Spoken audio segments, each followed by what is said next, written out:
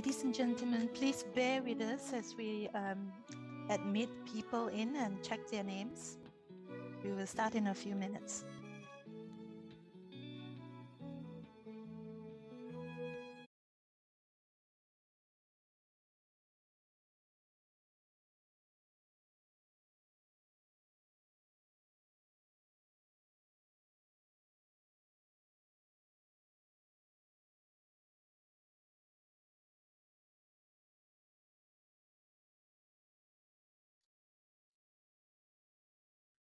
Good morning to our participants and thank you for being on time.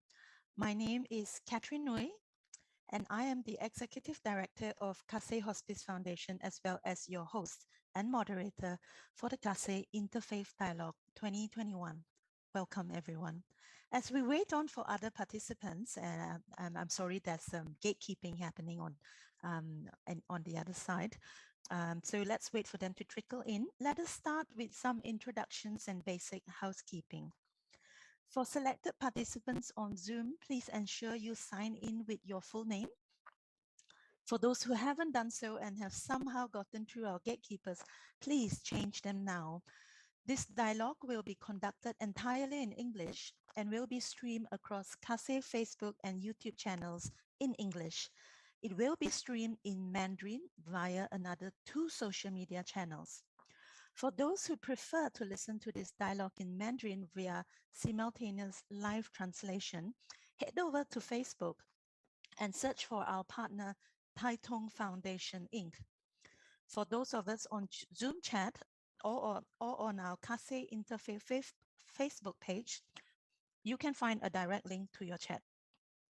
Taitung Foundation will be streaming for our audience in Taiwan and China, translated by Ms. Maida Cheng. Thank you, Maida, and hello to our visitors from across the seas. 大家好. Coming back to our Zoom participants, please keep your mics on mute at all times. And although you are free to keep your videos closed as well, we ask that you switch them on at the end of our interfaith dialogue so that we can take a group shot of everyone present. So please don't rush off at the end. Switch on your cameras, give us a wave if you found our event valuable. Our interfaith dialogue is deliberately made free to the public, and your smile at the end is all we ask. Attendants to Zoom will have access to chat, but if you choose to use it for sharing or to ask questions, please keep all your comments respectful, relevant, and friendly. Our dialogue's Q&A session will be right at the end after every speaker has presented their own faith perspective. We will use pre-submitted questions from our wide range of attendees, many of them who, due to space constraints, are on live stream instead.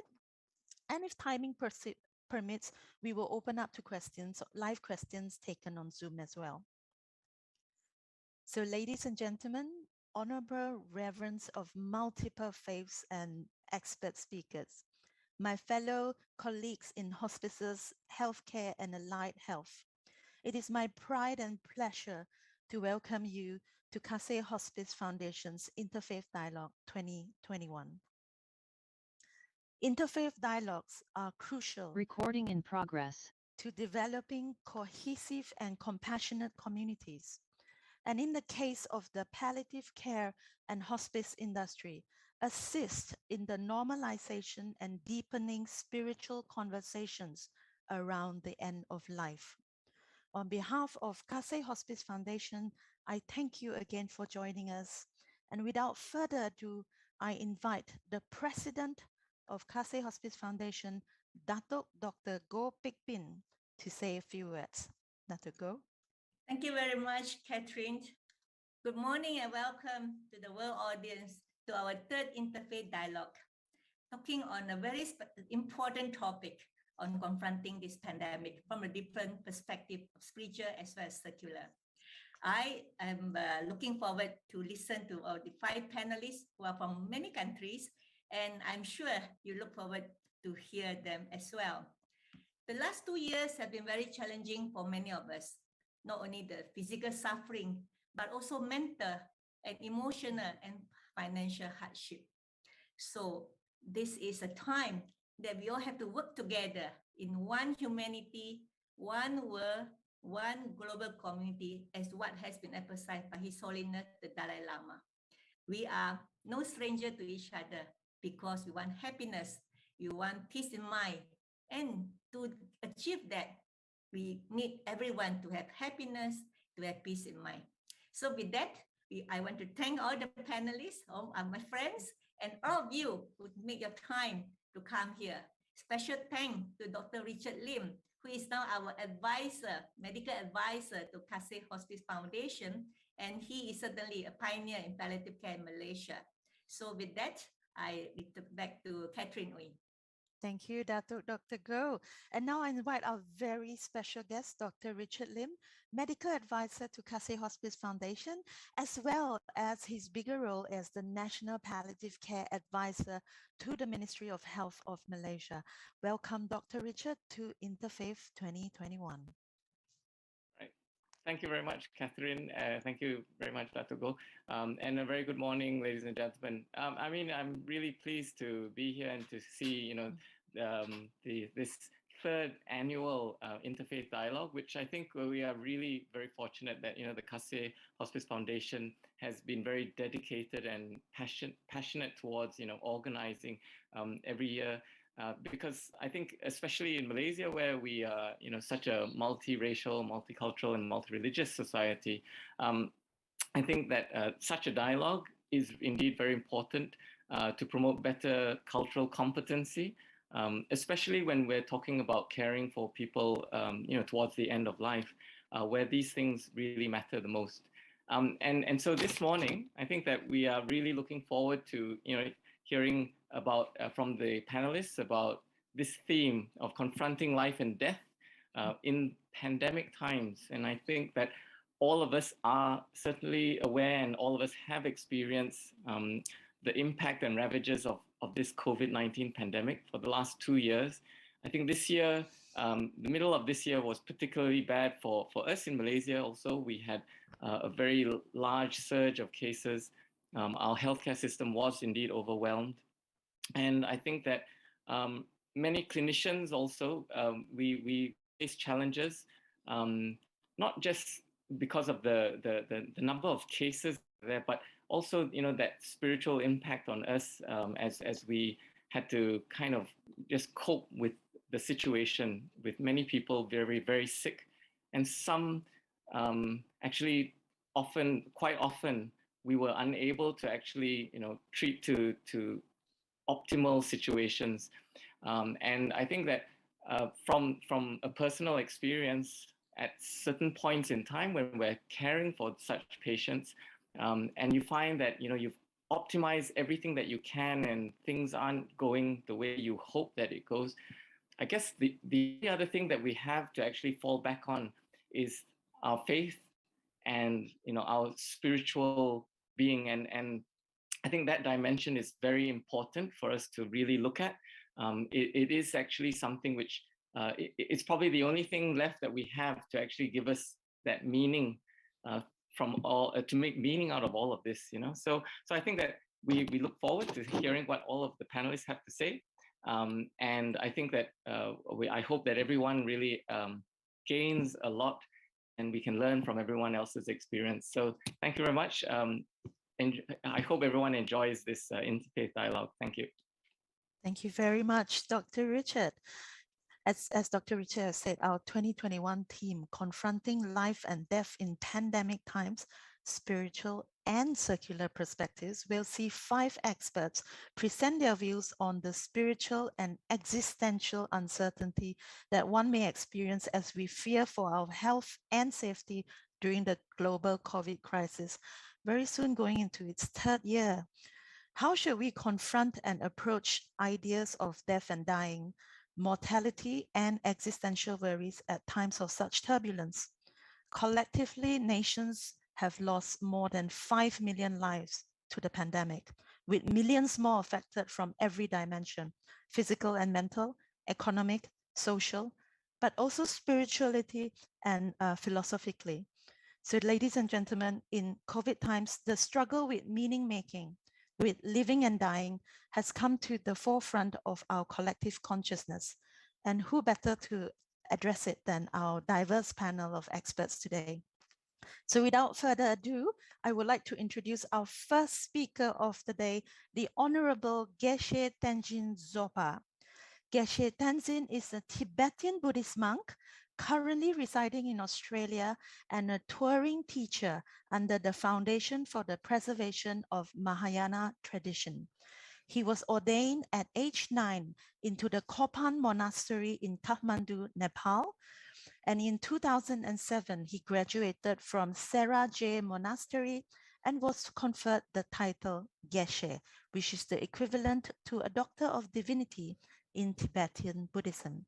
Geshe Tenzin has been awarded the Global Peace Leadership and Excellence Award by the World CSR body.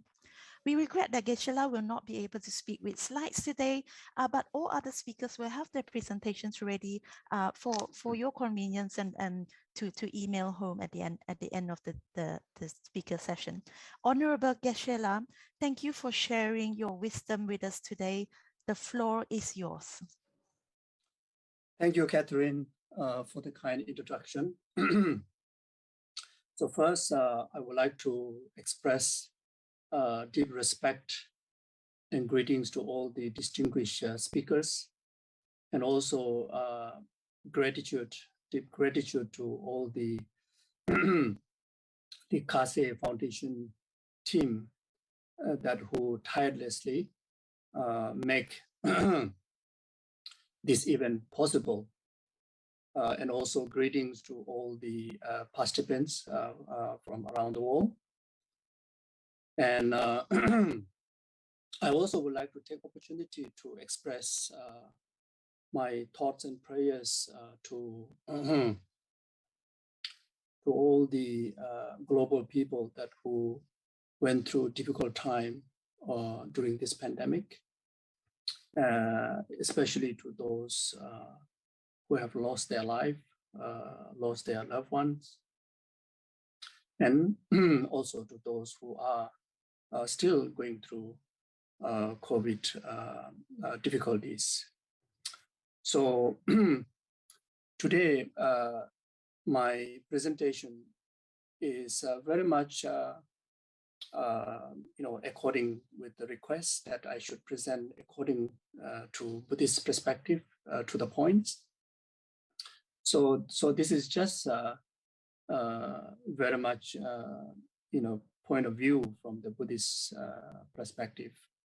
I fully respect and believe equally beneficial of all the other religious belief and perspectives, methods, including the secular belief and methods to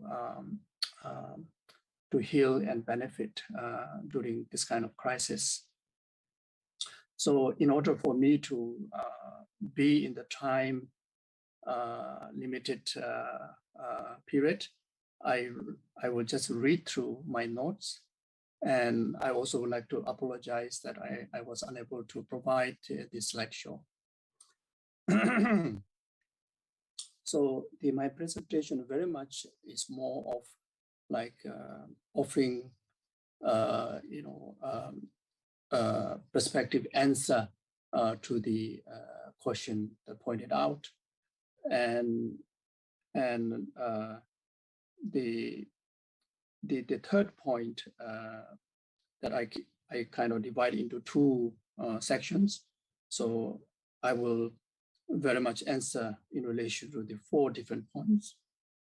And to the last point, very much share my general conversation that I usually have with COVID patients and the relative, the family members that will come to get some advice from me. So that's my the way of this presentation. So to the first point, what you have seen during the pandemic in your place of worship and centers. I saw immense of compassionate act throughout this pandemic by so many kind and generous practitioners offering helping hand with essential needs and prayer support, etc., through organizational channels like monasteries and city Dharma centers, as well as by individual capacities. As for myself, there has been limitation in physical engagement in offering helping hand, but I try my best to reach out in any ways possible with my limited material resources and dedicate full-time offering prayer support by conducting daily prayers and practices and dedicate the merit to all and offer regular Buddhist teachings through online platform. In particularly for the past almost 2 years, weekly, I have presented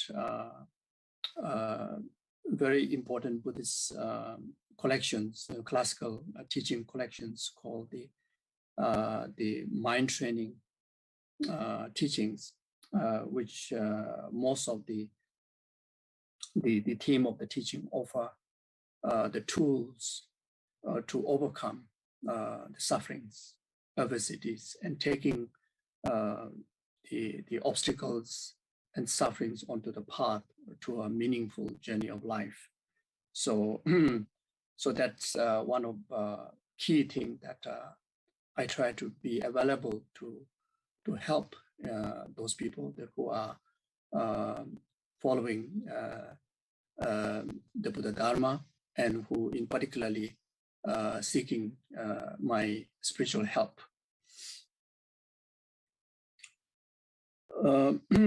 As for the second point, death and anxiety, existential crisis from the Buddhist perspective, and how does your faith define it? To answer this, I will quote following quotations to illustrate Buddhist perspective to the questions. Buddha have summed up the reality of birth in silent existence in these 3 lines. Death is certain, the time of death is uncertain. At the time of death, nothing helps except virtuous influence. The great Tibetan master Lama Tsongkhapa also have said in his gradual path to enlightenment, death's destructions of a living being is no different at any point in the past or future.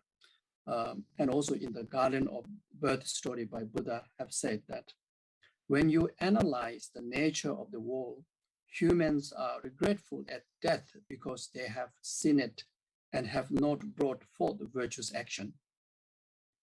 They worry about suffering to come in future lives, and fear of dying cloud their minds. However, I do not know of anything I have done that would make me regretful, and I have made myself accustomed to the virtuous action. Why should anyone who abide in the virtue fear death? And in the collection of indicative verses also said, the wise knows that all who have come and will come perish, leave this body and go to the next life. Therefore, be sure to engage in pure behavior by abiding in the virtues.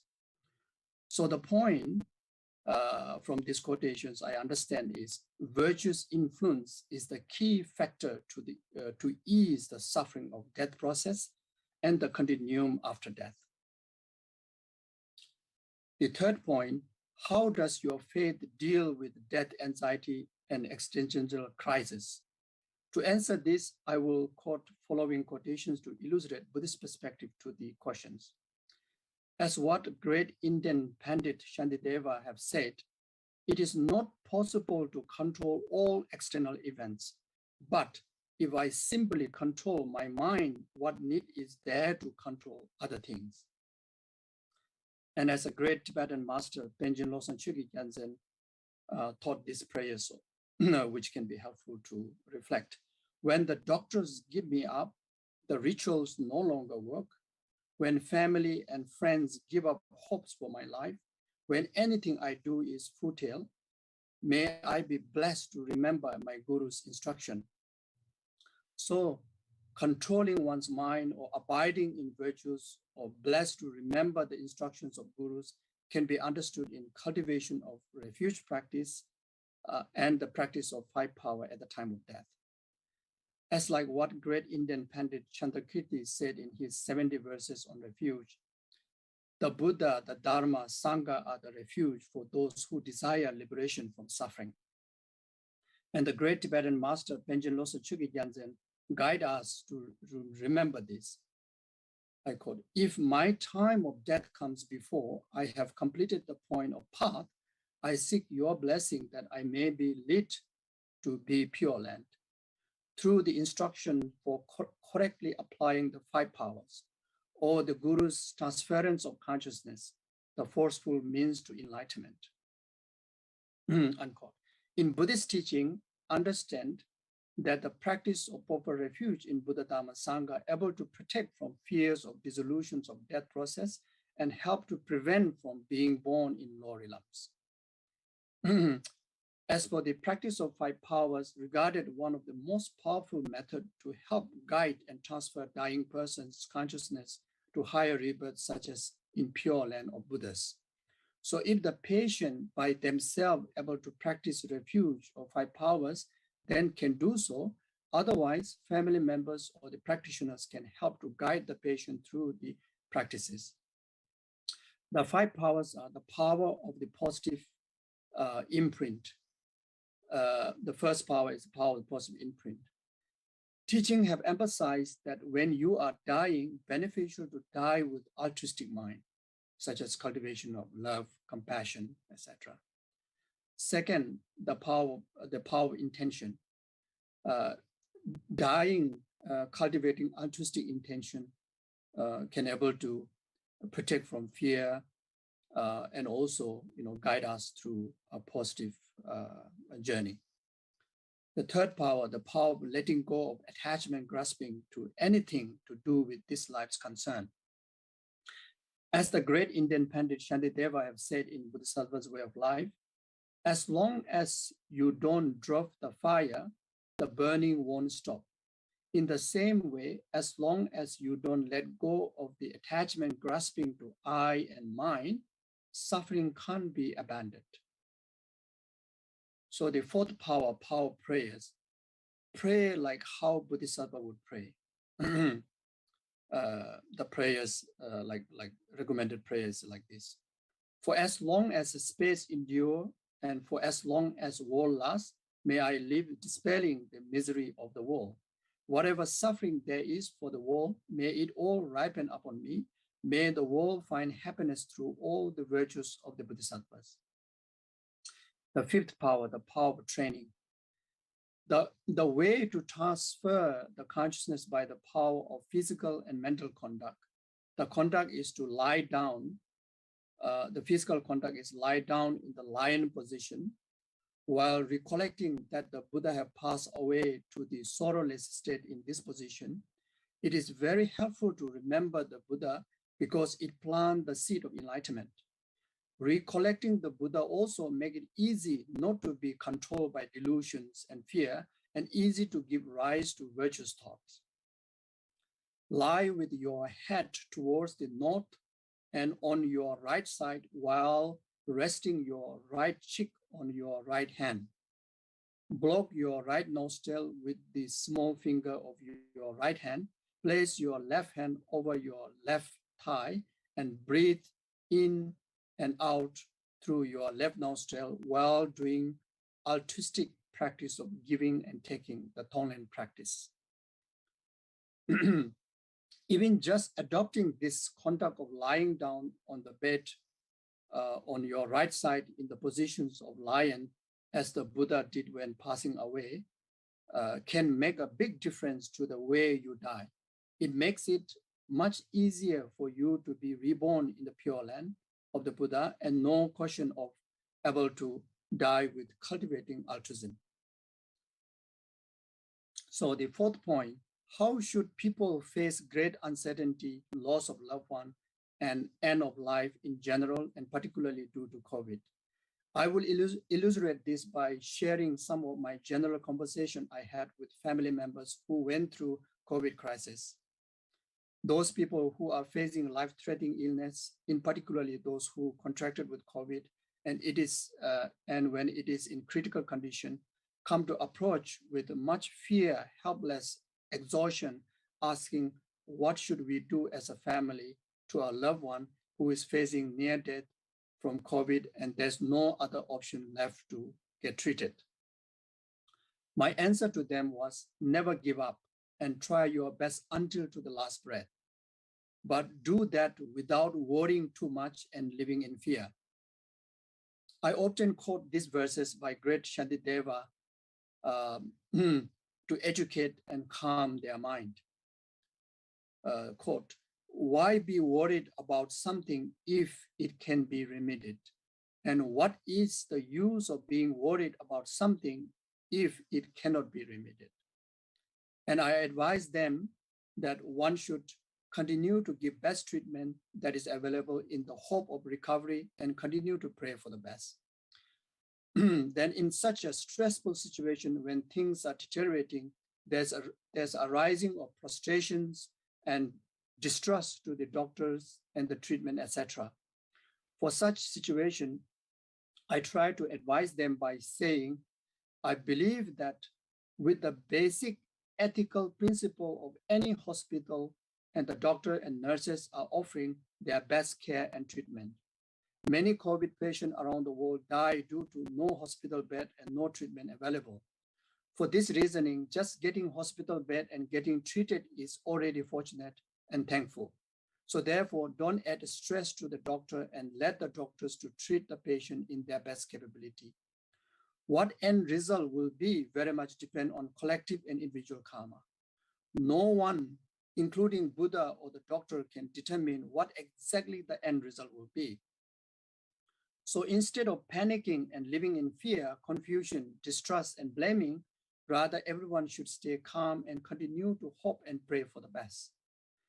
Many also express guilty feeling of not being able to be physically with patient and unable to provide things that they would normally be possible. For this, I advise them, in this very unique, unimaginable environment from COVID, where there is a lot of uneasy protocols to follow for the safety of everyone, so that makes it difficult to achieve what one wishes to do, even it can be best thing to do.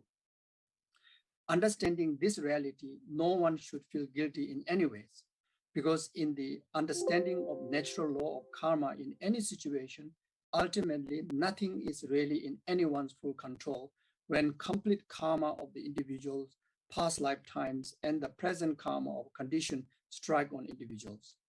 Since it is a COVID period, everyone should take careful and mindful decision, especially when it comes to gathering for meetings, movements, etc.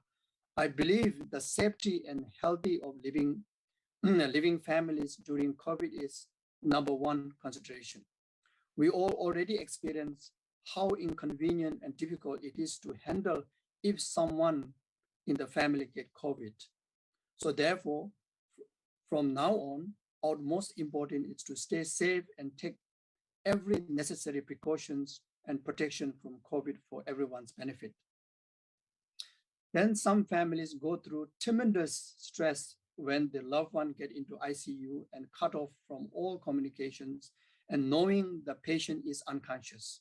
Many get affected their health due to sleepless nights of worrying. For this, I try to console them by saying, worrying and being down emotionally may cause more harm than benefit to the well-being of both the patient and self. Therefore, in this critical moment, when the patient's essential mind is unconscious, the subconscious mind becomes aware by its nature. The nature of the subconscious mind, which is much clever than sensual mind and have the capability to feel and be fully aware of the energy and the thoughts of loved one. So therefore, it is important even for the patient's peace and virtuous mind that the rest of the families should carry positive virtuous thinking and take good care of individuals' health and safety. I try to make them understand the nature of how mind functions. Based on a Buddhist understanding, at the stage, person's sensual mind like seeing, hearing, touch senses are not receptive, then naturally subconscious mind start to be alert. The subconscious mind very much relate beyond immediate and new factors. it very much relates more to the past habitual deeper imprints, especially those of especially those of stronger imprints such as relationship with loved one and spiritual influence, etc. Therefore, understanding this, there will not be much of influence from the physical inconvenience such as ICU environment, but it can bring inconvenience to the subconscious being of the patient by loved one being negative, such as delusions, fear, sadness, etc. Therefore, in this critical stage of death process, and after that, during the possible 49 days period in intermediate state, family members' positive and virtuous engagement are very crucial for peace and virtuous continuum of the patient. Then to calm the mind and redirect the thought toward positive thinking, I try to console them with some simple practical advice and remindings, such as telling them that the importance of taking good care of their health, support each other with positive conversation, create positive energy by thinking how fortunate that in this difficult time, so many realized beings are dedicating their prayers, how fortunate that families and friends are there offering their best support. Therefore, to understand that the patient has high merit and so blessed. With above reasoning, uplift the mind and pray to compassionate Buddha or Amitabha in the heart and can chant Om Mani Padme Hum as much as possible. One can pray and chant anytime, anywhere one wishes to. Can do this practice while walking, driving, or resting in bed. Especially can pray and chant to purify whenever one feels sad and negative by occupying your mind with practice. Do regular physical exercises, especially beneficial to do single-pointed focused breathing meditation. Then reassuring them with prayer support, that what I do for them. If the patient's unable to pull through and pass away, and family members go through deep sadness, loss, and grief, in such circumstances, I try to console them by saying, yes, it is hard to imagine so-and-so's physical body is normal with us, but do understand that continuum of the being never dies. So it is important to fill the heart with positive thinking and good memories than sadness, grief, and void. Therefore, for the benefit of so-and-so's continuum, and also for the benefit of all the living families, do focus on doing meritorious deeds such as prayers of compassionate Buddha's name mantra, Om Mani Padme Hum, and the mantra of Wisdom Sutra, or the 8 great prayers such as King of Prayers, etc. Whatever individual can manage to do during these 49 days. And always have full faith and conviction that with all the conducive conditions, such as having refuge in Buddha and the practice of transferring consciousness power and all the other prayers done by so many realized sanghas, so-and-so's definitely will reborn in Amitabha Pure Land with the full of virtuous, lasting joy, and fully guided by Guru Chenrezig and Amitabha. Thank you very much. I think my time is over. And if there's anything to be clarified, we can do that in question and answer session. Thank you very much. Thank you very much, Geshe-la. That was a wonderful first presentation indeed. Very practical as well as very abstract. So best of both worlds from Geshe-la for all of us. I particularly like how he said, if you do not drop the fire, the burning will not stop. It's something that is so simple and looks so obvious on the surface, but yet it is not obvious at all, isn't it? And really his focus on gratitude was very profound. Thank you very much, Geshe Tenzin Dorpa, for your sharing. Our next speaker is of the Muslim faith, and we welcome Chaplain Sakina Al-Habshi. Chaplain Sakina represents and sits on the board of Ziara Spiritual Care Services, which provides spiritual care training and consultancy to chaplains and healthcare professionals in many countries. Chaplain Sakina has an advanced diploma in Islamic studies from Arias University, alongside traditional forms of Islamic studies undertaken in Malaysia, Indonesia, and Yemen. She is currently candidate at the Graduate Theological Union of Berkeley, California, with an MA in Islamic Studies and Interreligious Chaplaincy Program. Chaplain Sakina, thank you for joining us all the way from the US and giving up your evening for us. The floor is yours. Thank you, Catherine, and everyone. It's an honor to be here with you. Just to confirm, you can hear me and you can see my slides? Yes, everything looks good. All right. Thank you. Greetings of peace and blessings on everyone this morning and this evening here in California. I'll be sharing a little bit from the Islamic perspective on today's topic. And oops, there we go. All right.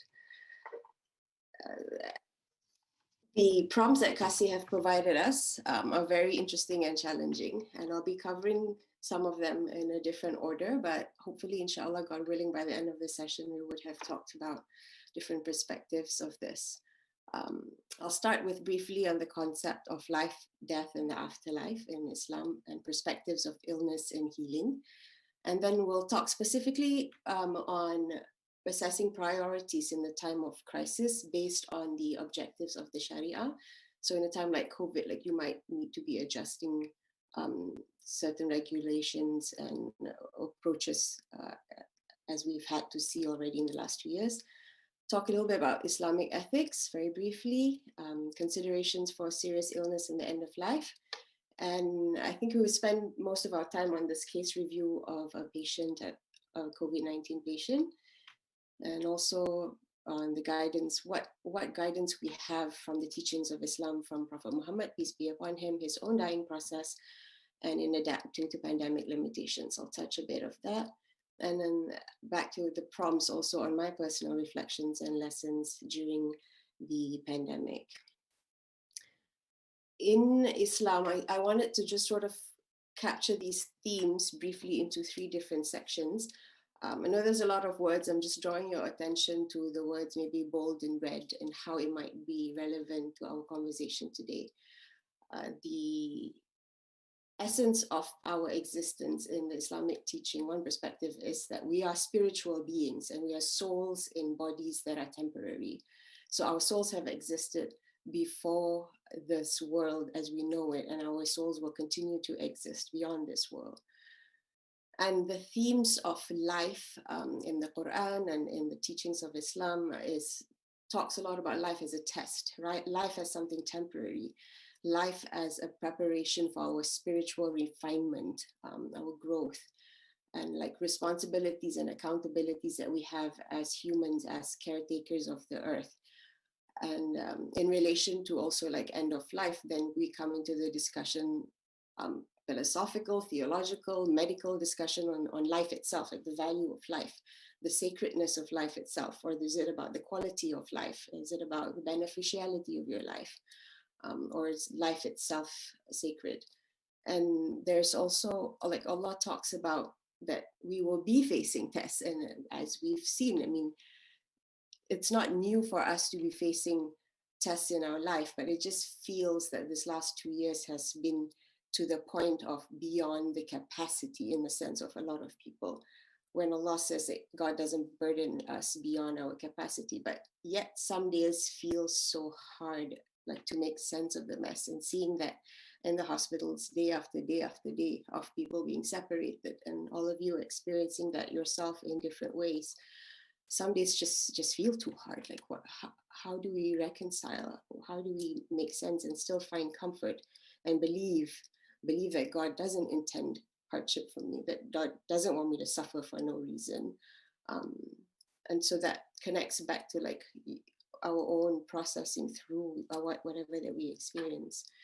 And in a way, sort of leaning on finding comfort that in my faith, that God reminds me that God is near to me. And despite all the isolation and loneliness that I might be feeling, especially in this time,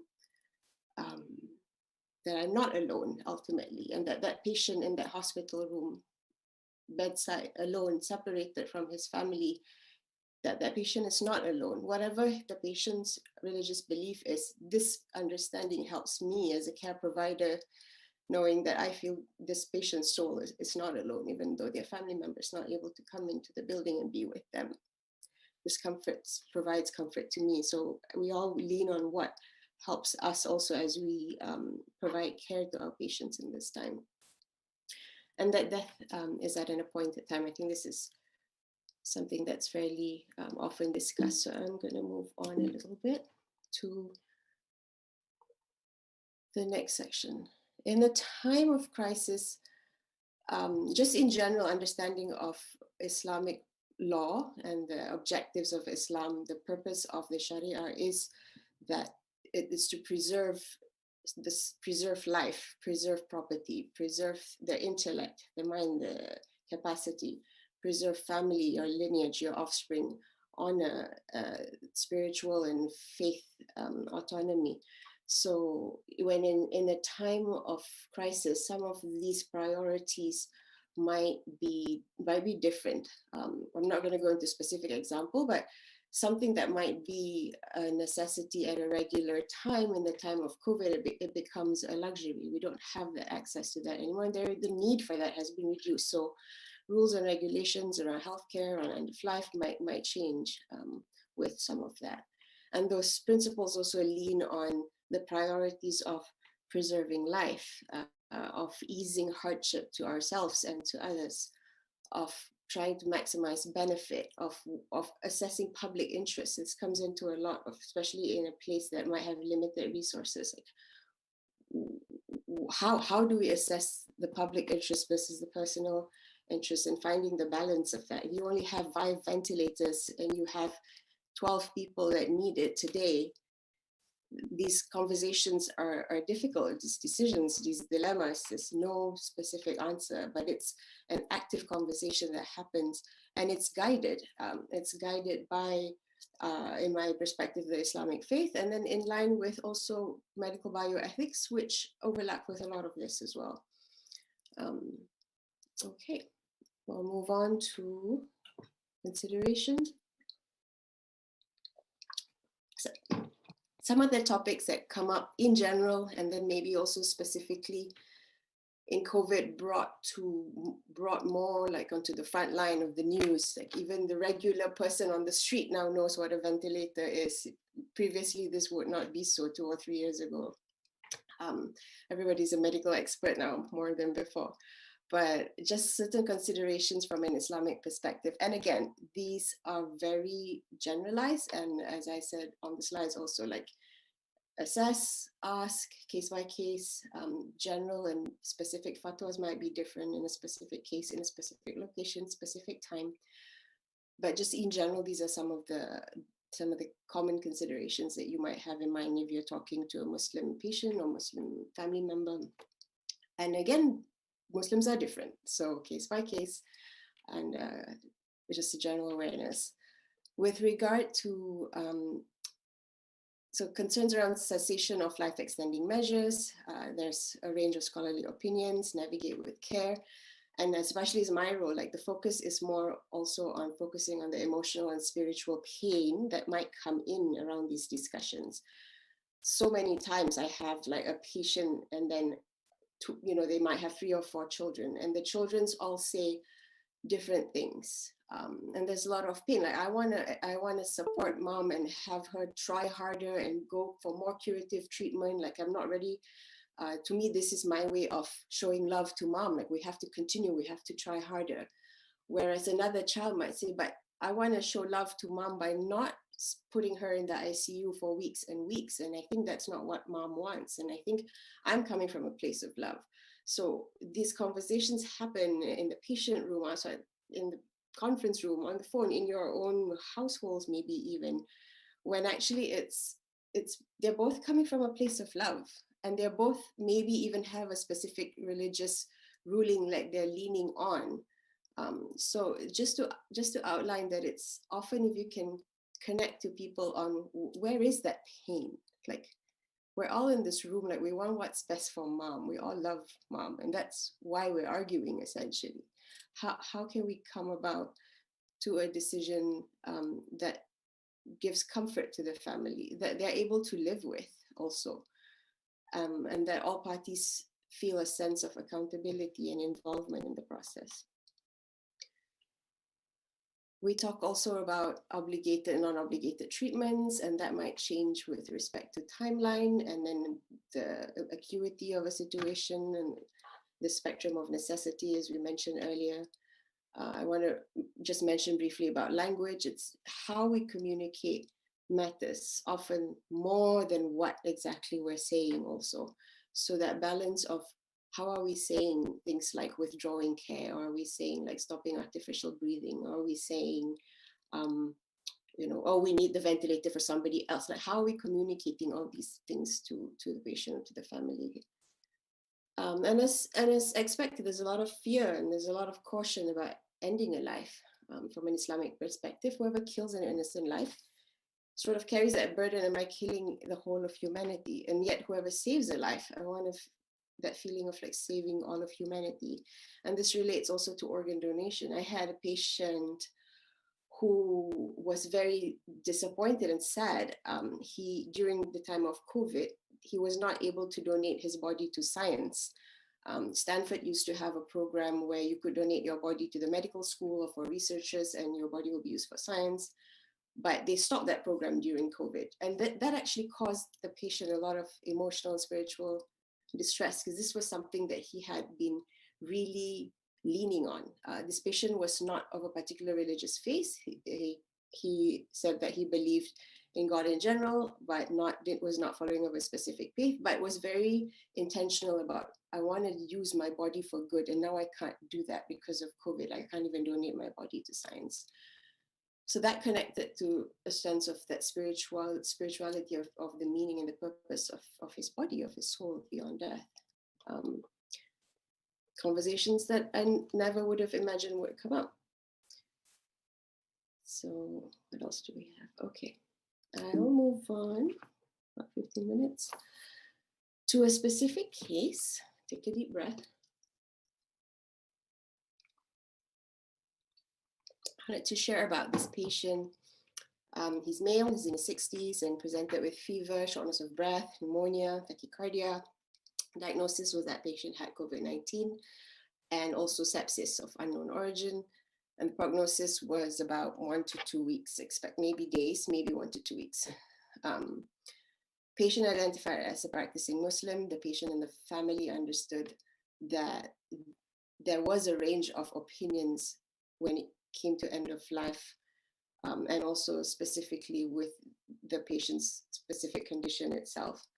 And the patient's family, and I think the patient himself also had said that they did not want to transition to comfort care. They wanted to stay as long as they can on the ventilator, and there was no limit. Like it wasn't like we didn't have enough ventilators at that time. And patient was that was family's decision. The struggle came because, again, this maybe would not be a big issue when it was not in a COVID situation, but we had a restricted visitors policy, and in the policy it said that you could only visit your loved one if they were at the end of their life, and for 15 minutes, like 2 visitors for 15 minutes, when they are transitioning to comfort care. And again, these were policies that were changing. I think just the same as in Malaysia or here or anywhere, like literally every few days, policies were changing, every few days, changing. And there was a lot of stress with the staff themselves in trying to navigate, like, okay, what's the latest policy today? Yesterday was 3 people, now it's 2 people. So question about, like, patient and family did not want to transition to comfort care. So the unit at the time was saying, therefore, you are not going to be able to visit your loved one because we're not defining this now as end of life. If you do transition to comfort care, then you will be able to come in and we'll transition to comfort care and you'll be able to be here for 15 minutes. Patient and the family was saying, well, it is our choice, and they were backing it. they were saying this was also their spiritual and religious choice, that they did not feel comfortable doing that. And they knew and they were aware that regardless, their dad would be passing within a few days or 1 or 2 weeks. So what we ended up doing, I wanted to share the importance of like having these clarifying conversations when you're not there by the bedside, and you're having these conversations with different staff, different doctors, different nurses, different unit managers, different shift, it's a different person over the phone. It's really hard sometimes to clarify what are the expectations and where can we advocate for somebody, and what's really the core of the struggle and the issue. The family really wanted a good ending for the patient, and they wanted to be there for their dad, and they were aware that he wasn't going to last any more maybe than 1 or 2 weeks. They were not in denial that he was dying. They were just not ready and not comfortable of making the decision of transitioning to comfort care. They said, we know he can stay on the machine. He'll probably die next week with his organ failure. We accept that. But can we not still visit him? Is that not still considered end of life? And I think Geshe Lau also earlier mentioned about there's a lot of grief and there's a lot of guilt and there's a lot of mistrust in this time of communication. Like, are you just trying to get us to rush to quote unquote kill our dad so that, you know, you can get another hospital bed ready? And how can we still provide compassionate care through those discussions? So we talked back to the hospital, to the committee that does the visitation policies, and explored like, how are you defining really end of life? Like they agreed and they understand, patient's family agrees and understand that the patient will be dying within 1 or 2 weeks. They're available to visit now, because the week after that, like, you know, again with COVID, family members were flying to different parts. They're not going to be around next week. Even if dad lives till next week, key family members are not going to be around then. This is the time that we have. And so the hospital ended up allowing them the visit under end of life, even though patient wasn't like dying within that day, which is usually the definition.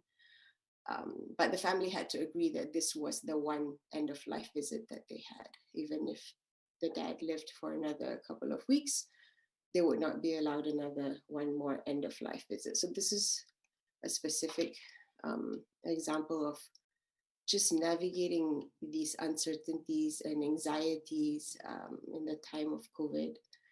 And I want to lift up also the staff support that was required. The clinicians going through their moral distress, the compassion fatigue with decisions like this multiple times a day, and dealing with very, very distressed family members on the phone, nonstop almost. It's hard. It's hard. It's a lot. And there's no token self-care that's enough really with what was going on.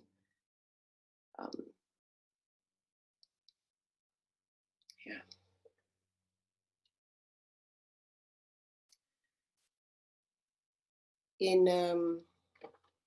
I just wanted to underscore before we end this case review specifically, maybe our roles as advocates, where we can, you know, in the time of compassion, with an approach of compassion, while we're following guidelines, because we know those guidelines are there for safety, to protect us, to protect the staff, to protect each other, the family, the patient themselves. But within those guidelines, like what can we do to advocate with compassion, with understanding the different situations that everybody's going through in this time? Okay.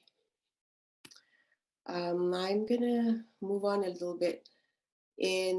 I'll just mention this briefly, but if you're interested, you can look up on YouTube Dr. Kamal Abu Shamsir from Ziara. He did his thesis on Prophet Muhammad's, peace be upon him, the dying process, and he's, I think, presented about this before with Kasih. But just the acknowledgement from a Islamic perspective, often there is a cultural taboo about talking about death, whereas in reality, Prophet Muhammad himself shared about his death, knew and acknowledged the nearness of death, and communicated that with his family and publicly. And that allowed him to put in more effort in like leaving a legacy, in having a final Hajj pilgrimage, and that people could follow and learn from, take tangible steps to prepare for his life, for his end of his life. And what happened in the moment of death, where he was able to choose the location and be with his loved ones and sought forgiveness from God. And then also in the time of COVID, I think postmortem care has changed quite dramatically. Hopefully now it's coming back to quote unquote normal, but I think we've all had our share of online funerals and online prayers in different perspectives, different ways. Just sharing some of the online prayers I was involved in.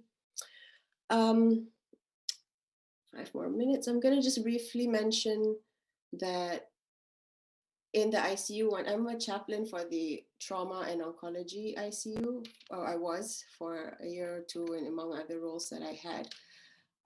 And I'm an interfaith chaplain, so I visit mostly non-Muslim patients. Actually, not Muslim patients probably form about 3% or 5% of my patient body. But just interesting, I came out of a patient room and the attending was there with a group of new residents, and immediately just asked, like, okay, chaplain, what are 3 things my team should know when they're caring for a Muslim patient? I'm standing there going like, oh, okay, 1, 2, 3, what? Just sort of caught out of the blue like that. So what came to mind immediately ended up, I think, being really, really important for me to just sort of ground myself. Also hygiene, physical, religious, spiritual purification. There's a sense of that desire to be clean towards the end of our lives also. The second that I mentioned was dignity. Like, how do we honor and respect autonomy, dignity from decision, dignity of physical dignity, modesty, dignity of their loved ones being treated with respect and care, leading to compassion. The third, being understanding of family involvement, especially in our Asian culture. There's a lot of involvement of family, a little bit different than what I'm experiencing here in the US. Kindness and the leaning on the merciful, loving God as our baseline. Of course, I had to add a 4th thing, even though she asked for 3 things. But that sort of understanding that often there's a sense of acceptance, that the will of the will of God, of the wisdom of God, but that acceptance comes also with action. It's not to say the Muslim patients or family members are just going to sit around and do, oh, okay, it's the will of God, not do anything. There's a balance of action and acceptance of the will of God in our lives in general, hopefully, and also specifically in this example, like in a hospital. One of the prompts from Kasih was also like personal learnings and experiences. I just wanted to share 3, what I call my 3 C's, which sort of was crystallized during the last couple of years. The sense of building a comfort with uncertainty and unknown, just because there's just so much of that going on now. There's no way, I think the illusion of control that we had was very clearly lifted. And so for me, finding comfort in like going with the flow and knowing there's things that are unknown and not knowing when I get to go back to Malaysia and visit my mom, just finding peace in the wisdom of knowing that God, as I understand him, sees and knows and designs and is planning all of this for me. And so that sort of sense of comfort and trust. Second C is, well, 2 C's, communication and community. Like how I feel it's so important that we communicate early and we communicate clearly with our loved ones, and we invest time in relationships with our community more than ever now. Whether it comes to healthcare decision making or choices of how we want to prepare for our health, for our death, finances, all these plannings that come into mind. We plan so much when it comes to education and finances and investment and house and getting married and all that. But how much do we spend time communicating and planning for illness, for end of life? I'm encouraging myself and then also others to try and spend a little bit more time communicating what's important between your family members. And finally, courage and compassion. just the pain of the last 2 years in a way just has taught me like, how can I not live with courage and compassion? How can I, what the heck am I scared of? Like really, you know, it's just the preciousness of life. I think sometimes feels overused, but really like, I want to live more courageously. I want to love fearlessly. I want to not have that many regrets. There'll be some regrets, but I want to have not many regrets in my life. And I want to be able to have that compassion for myself and for others also. And that's been just a valuable lesson for me. Okay. So, and I think I'm just about at my 25 minutes. In a nutshell, when caring for a Muslim patient, or really any patient, I would say don't be too concerned about the details. You don't get lost in rules and regulations in the details as much.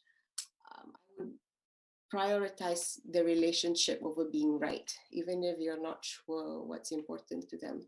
Focus on building that relationship, the trust, the care, over trying to get things right, over the fear of doing things wrong.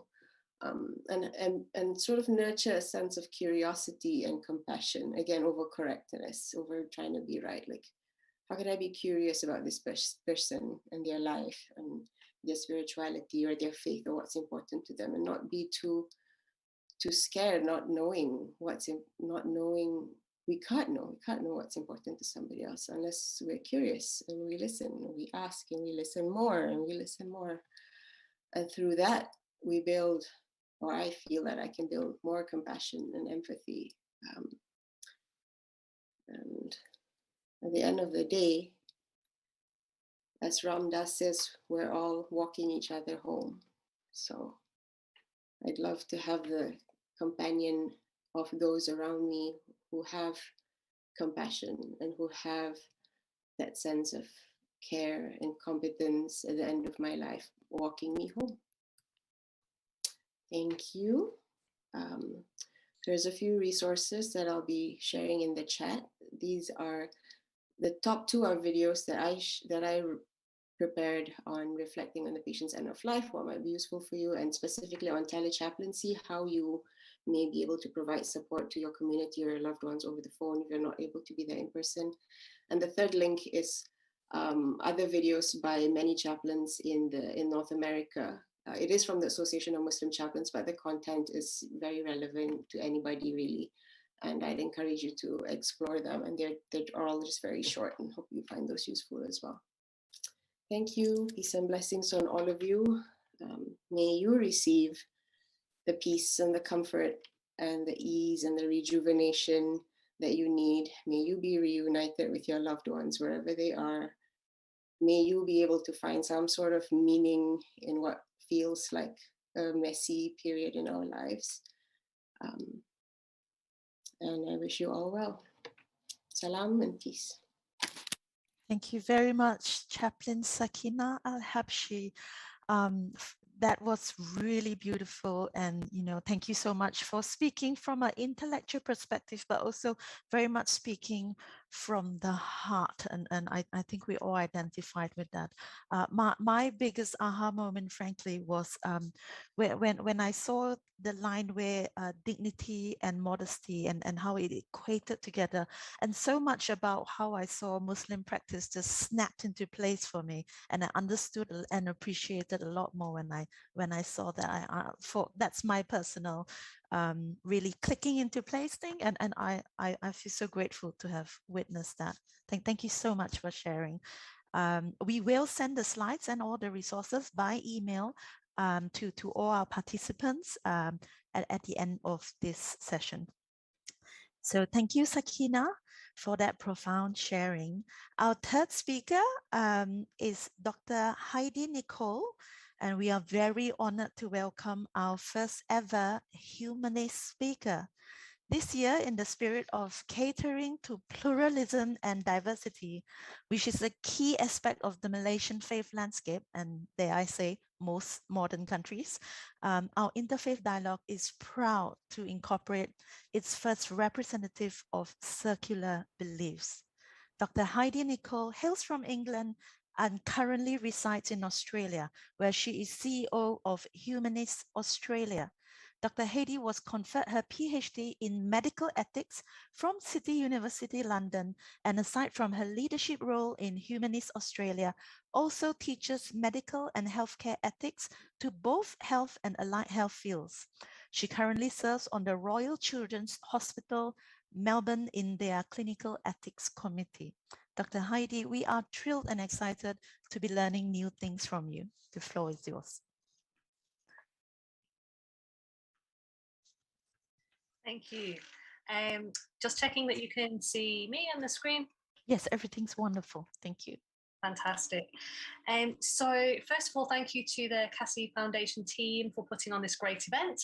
And thank you to the other speakers for sharing. There have been so many common themes that we're identifying, and some of the themes are going to be reinforced in my presentation. Thank you to everyone for joining us. And as I am speaking from Australia, in the spirit of reconciliation, I would like to acknowledge the traditional custodians of country throughout Australia and their connection to land, sea and community. I would like to pay my respect to their elders past and present and extend that respect to all Aboriginal and Torres Strait Islander peoples today. So, confronting life and death in pandemic times, spiritual and secular perspectives, I'm presenting the humanist view. And I'm going to launch straight in and see if I can get my first slide up. So what I'm going to be doing in the next 20 minutes is I'm going to be talking through 4 existential problems for humanists. And that's in the sense of the big questions about our existence and the meaning of life and death and how we reflect on our existence. I'm going to give 8 constellations or possible constellations for those existential problems. You will notice that thankfully I've got 2 constellations for each of the problems. And this is not a comprehensive list, they're just the 4 that I've chosen and the 8 constellations that I've come up with. I'm going to talk about how COVID has affected humanists and non-religious people at the end of life. I'm briefly going to address the search for meaning. I thought about putting in the meaning of life there, but thought perhaps that was a bigger question than we had time for, but I can address the search for meaning. And I'm going to think perhaps about some of the ways that we can fix the harms inflicted by COVID and that has been triggered by this experience of death and dying.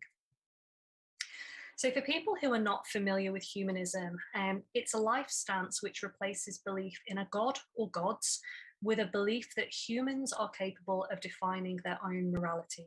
So humanism focuses on values, but humanists need to determine for themselves which values they will particularly favour in their lives. The humanists have a strong focus on human flourishing and being compassionate to others. Humanists particularly reject supernatural views of the world and find guidance in reason and scientific evidence. So this is my own definition. It's something that is important to humanists, is that we all sort of set our own rules of engagement. There are a couple of international statements about what humanism is. Really the fundamental part is this part at the end about rejecting the supernatural views of the world and finding our guidance in reason and scientific evidence. So the 4 existential problems of being a humanist that I'm going to talk about today. So I think the biggest existential problem faced by humanists is not having the security of belief that we will go on to something better or in fact onto anything at all. We don't have faith that all of our good works and a life well lived will be judged and that we will seamlessly transition onto eternal life. We also run the risk that if there's no meaning to life, then there's no point to anything. So there are no answers provided for us as humanists or non-religious people that truly give guidance on the meaning of life. And that gives a danger of slipping into nihilism. And by nihilism, I'm really talking about that sense of meaninglessness and this idea that perhaps we're just looking into the void.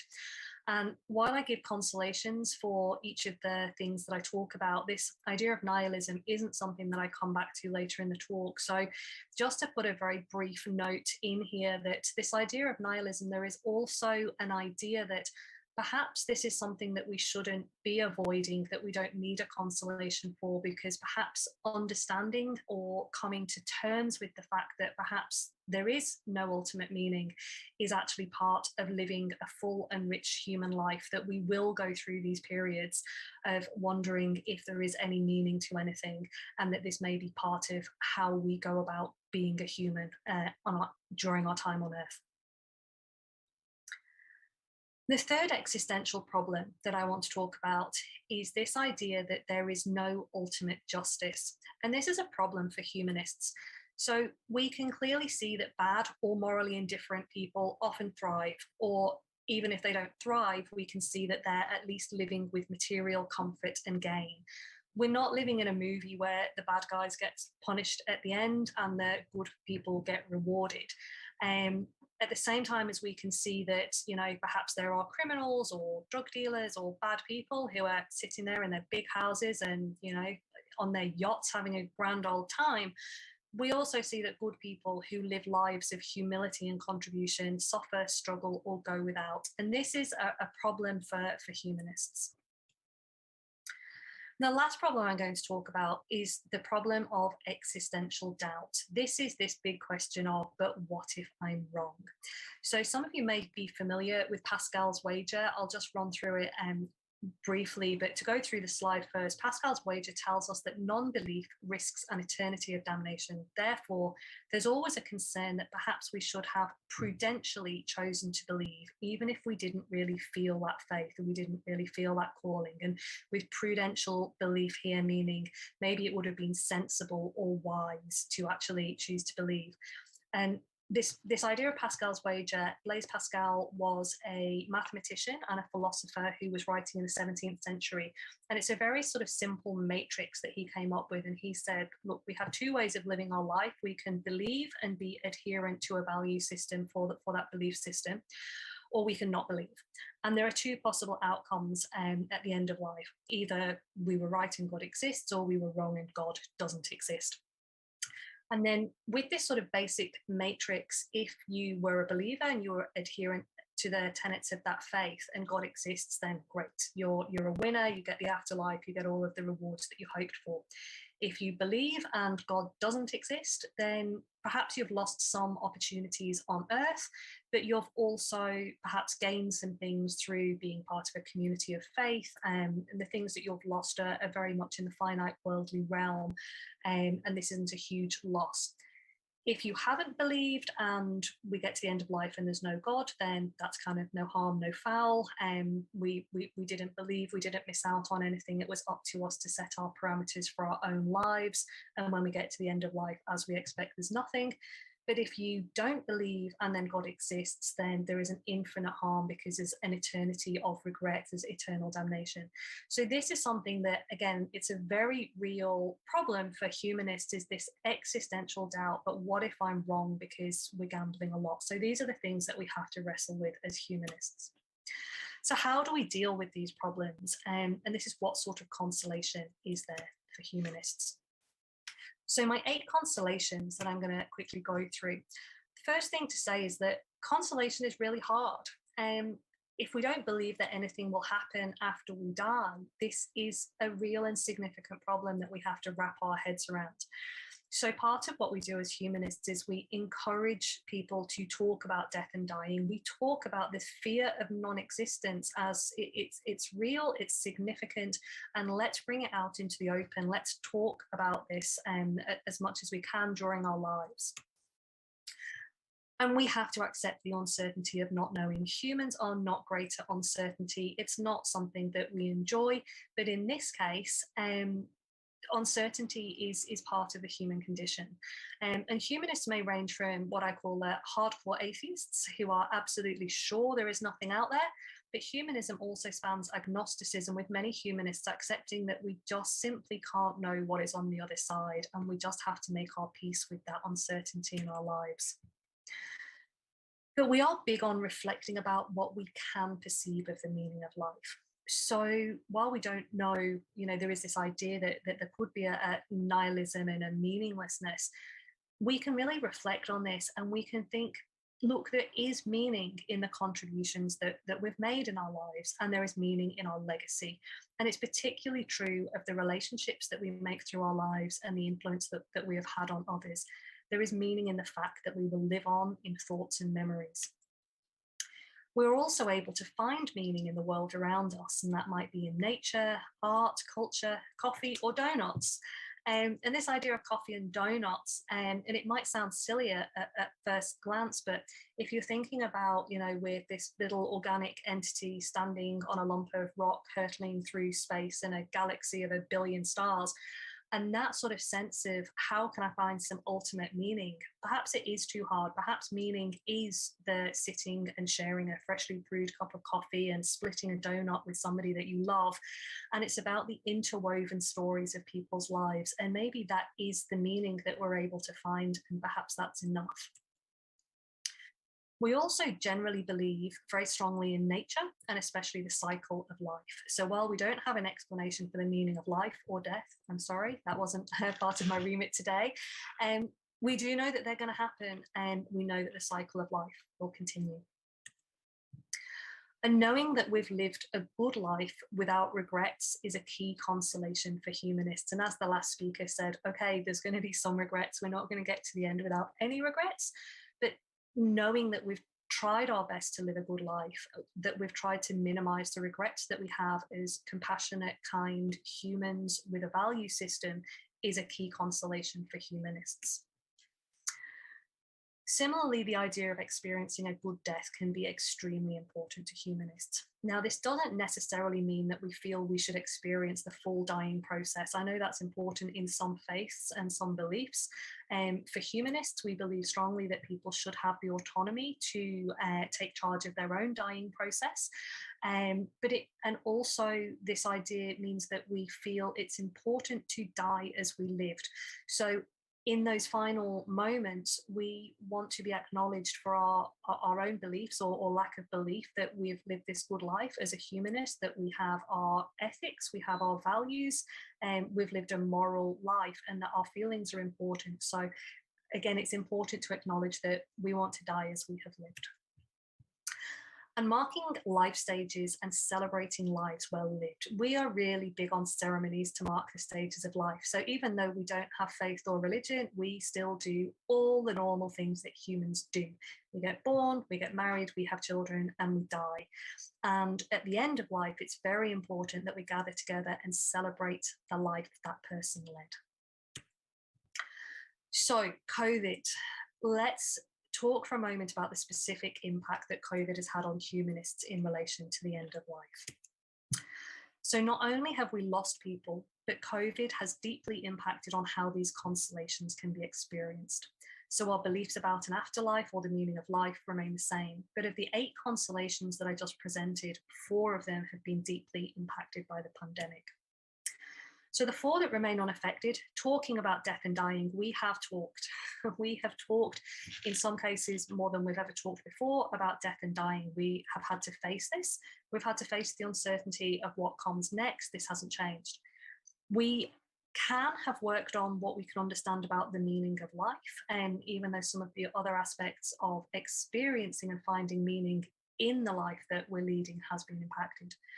And our belief in nature, science, and cycles of life have been all too unaffected. Again, as I think another speaker mentioned, we're all medical experts now. We know a lot more about science. Everyone knows what PCR stands for. And we've learned about nature. We've learned about the huge impact that nature can have so quickly on such a large scale. So these have remained unaffected. But the 4 consolations that were deeply impacted with COVID, particularly how we find meaning in life. So we talked about perhaps humanists finding meaning through their connection to family, their relationships, maybe through art, going to galleries or doing art themselves. Maybe they found meaning through drama, through community activities, maybe being in a gardening group and doing community work, volunteering for in hospitals or in non-profits. And a lot of these things that people did that created meaning in their life completely stopped during COVID. And in many cases, it stopped for a long time. And that really did risk an impact on people's mental health and perhaps slipping into depression and those nihilistic feelings that we talked about. Secondly, knowing that we've lived a good life without regrets. The closure of so many options and activities made it so very hard to lose people. People who lived their final weeks, months, or days during COVID missed out on so much that would otherwise have contributed to this sense of a good life lived without regret. And experiencing a good death. Infection control and risk reduction led to tens of thousands or hundreds of thousands or millions of people and their families having a reduced experience of a good death. Professionals striving to do their best for every patient found this incredibly hard to live through. And lastly, marking life stages with ceremony. Now we adapted, and as the other speakers have mentioned, Zoom funerals are now a thing, whoever would have thought, but it did take us a while. There were reduced numbers at funerals, there were no funerals, there were delayed funerals, there were delayed memorial services. And this hugely reduced capacity to deal with the loss and bereavement of our loved ones as a community impacted everyone who lost someone. And it undoubtedly also affected many people who prepared for their own death during this time. So I just have 2 slides on moral injury, and I just really wanted to draw attention to this idea that moral injury is the damage done to one's conscience or moral compass when that person perpetrates, witnesses, or fails to prevent acts that transgress one's own moral beliefs, values, or ethical codes of conduct. And I'm going to come back to this in my second slide on moral injury. Now, as promised, a very short section on addressing the search for meaning. So for humanists, it's important to note there is no one true doctrine. There is some guidance, there is some international statements, but there's no one true guidance document that tells us how to live our lives. There are very few places we can turn to for help with interpreting the world. Therefore, it can be really difficult facing an existential crisis and trying to search for meaning, even without a pandemic.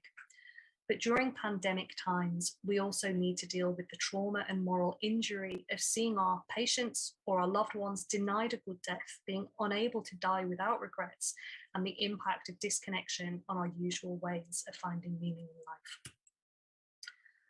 So almost there, some ideas on how these harms can be fixed. So as humanists, the answer is that we need to do the work ourselves. We need to reflect and find our own meaning in how we have lived and been a part of the world. And moral injury needs to be acknowledged in the same way that we acknowledge the physical and mental costs of traumas experienced in war and other places of danger. So moral injury is subjective and personal, but it's real and it's profoundly impactful and injurious to people who experience it. And this is just to say that my idea of moral injury here is that we can still be injured by the fact that we made those choices for the right reasons.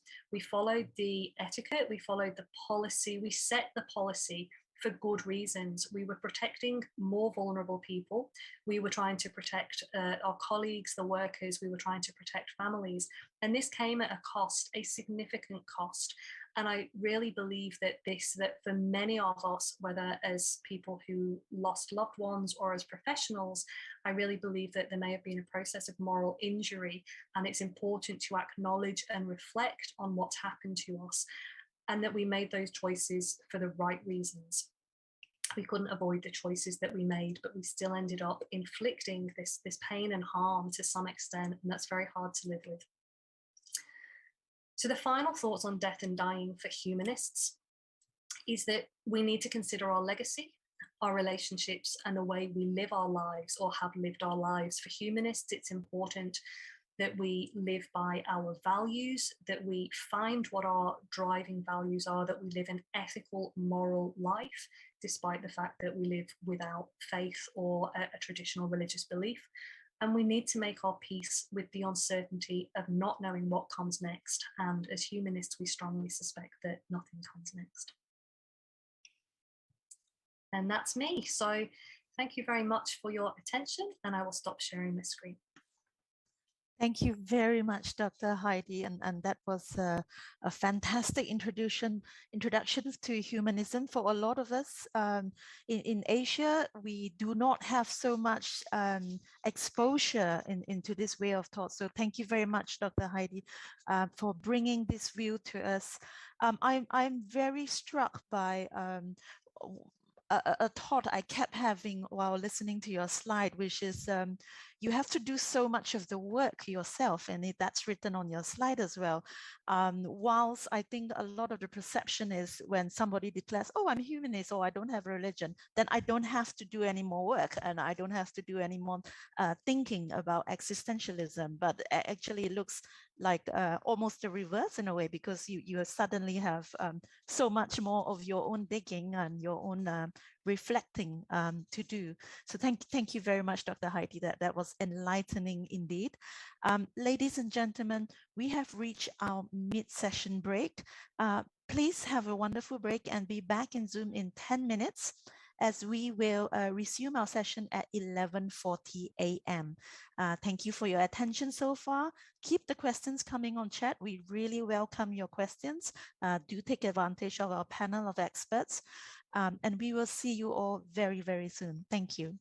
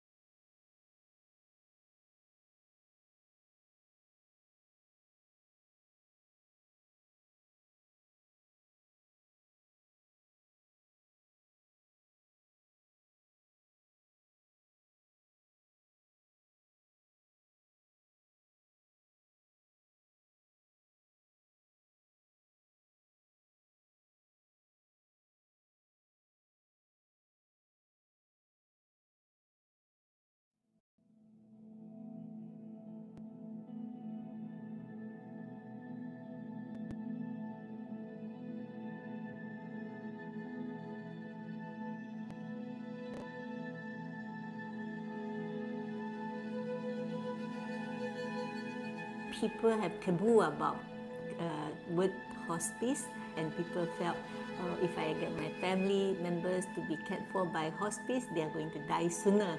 That is our first challenge, to reach out to the people to say, no, hospice is not about making people die faster, but actually making the quality of life better.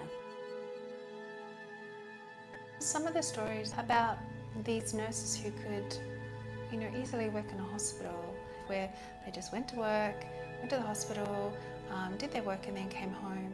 But they travel a long way and go and see these people that are in the last stages of their life, at a really difficult time for them and their family. It's really hard work, both physically demanding and also mentally and emotionally, and yet they have these beautiful hearts. Different person have different perception on beauty. I feel a person's beauty is the inner beauty that I see in the doctors and the nurses in the hospice. I think the beauty in them is bringing joy to others, to the patients. And when we see others happy, we eventually also get affected by the happiness. They give this for free. It's a non-profit organisation, and there's not a lot of support in society for that. And to see these people courageously standing up and saying, this is a need that needs to be met, and we're going to go and do something about it. I never knew that I liked painting. I saw a little girl who's struggling for life, and she did wonderful paintings. So I see, if the girl can live such a meaningful life, Why can't I? She's not giving up her life. It wasn't easy, but I think as long as we have hope in our heart, I think we'll go through the process. There's a reason I think I live for my loved ones. As long as there's a hope in a patient's heart and there's a will of living, there's always a better tomorrow. Where there is love, there's always time, and nothing is impossible.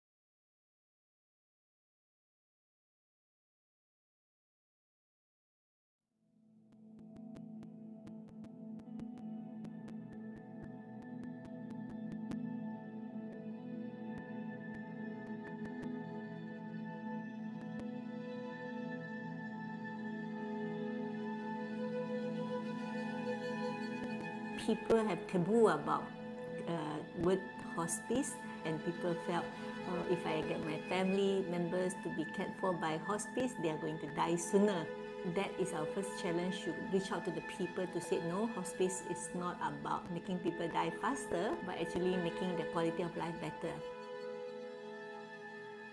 Some of the stories about these nurses who could, easily work in a hospital, where they just went to work, went to the hospital, did their work and then came home. But they travel a long way and go and see these people that are in the last stages of their life, at a really difficult time for them and their family. It's really hard work, both physically demanding and also mentally and emotionally, and yet they have these beautiful hearts. Different person have different perception on beauty. I feel a person's beauty is the inner beauty that I see in the doctors and the nurses in the hospice. I think the beauty in them is bringing joy to others, to the patients, and when we see others happy, we eventually also get affected by the happiness. They give this for free. It's a non-profit organisation, and there's not a lot of support in society for that. And to see these people courageously standing up and saying, this is a need that needs to be met, and we're going to go and do something about it. I never knew that I liked painting. I saw a little girl who's struggling for life, and she did wonderful paintings. So I see if the girl can live such a meaningful life, why can't I? She's not giving up her life. It wasn't easy, but I think as long as we have hope in our heart, I think we'll go through the process. There's a reason I think I live for my loved ones. As long as there's a hope in the patient's heart and there's a will of living, there's always a better tomorrow. Where there's love, there's always time, and nothing is impossible.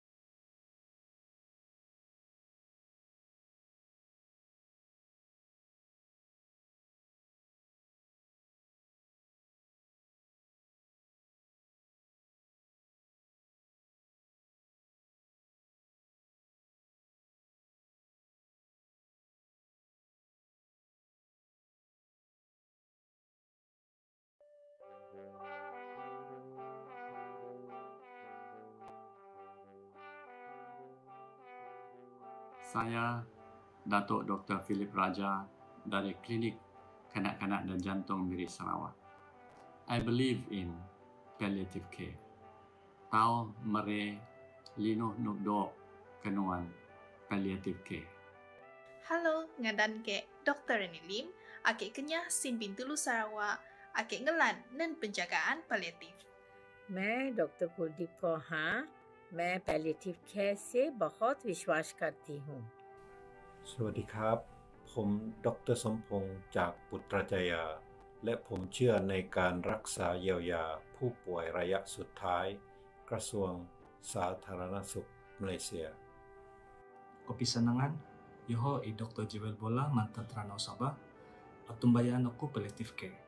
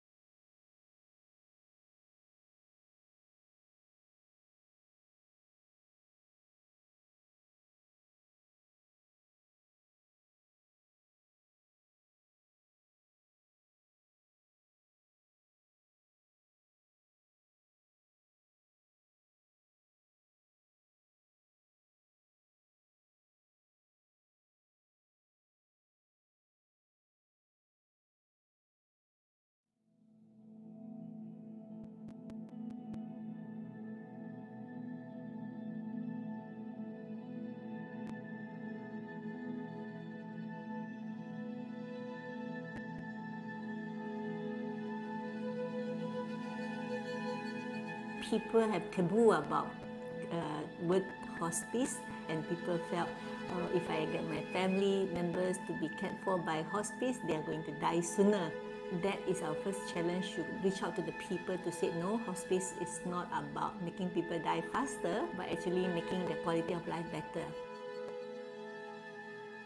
Some of the stories about these nurses who could, easily work in a hospital, where they just went to work, went to the hospital, did their work and then came home. But they travel a long way and go and see these people that are in the last stages of their life at a really difficult time for them and their family. It's really hard work, both physically demanding and also mentally and emotionally, and yet they have these beautiful hearts. Different person have different perception on beauty. I feel a person's beauty is the inner beauty that I see in the doctors and the nurses in the hospice. I think the beauty in them is bringing joy to others, to the patients, and when we see others happy, we eventually also get affected by the happiness.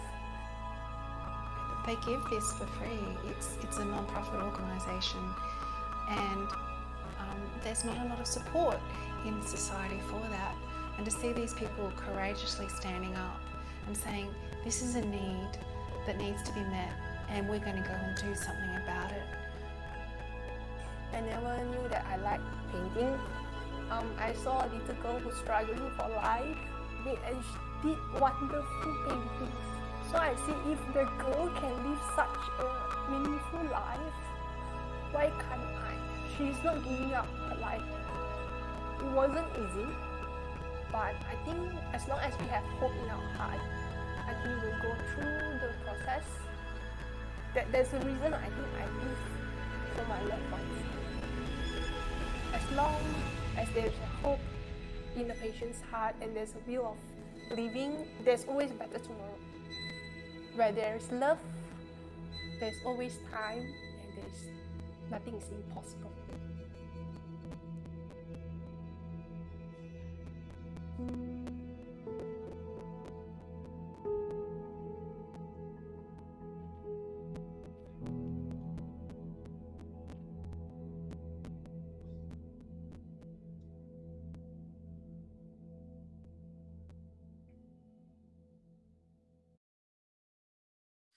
Welcome back to our audience here in Zoom, as well as on our 4 social media channels who are tuning in live with us today. Our 4th speaker representing the Hindu faith is the esteemed Dr. Jayarajan Maheswaran. Dr. Jaya is actually a retired ecological research scientist. He gained his PhD at the University of Melbourne in Australia and currently serves as permanent trustee to the Wakratunda Vinayaga Temple in Melbourne. He was interim chief administrator to the Pure Life Society here in Malaysia, and currently he is president of Saraswati Ilham, a spiritual daycare facility for elders and the vulnerable people in northern Sri Lanka. A life filled with noble pursuits. We welcome you with all our admirations, Dr. Jaya. The floor is yours.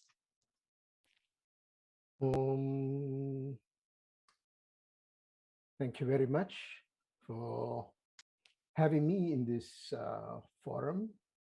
It's a very relevant forum in the current context and climate.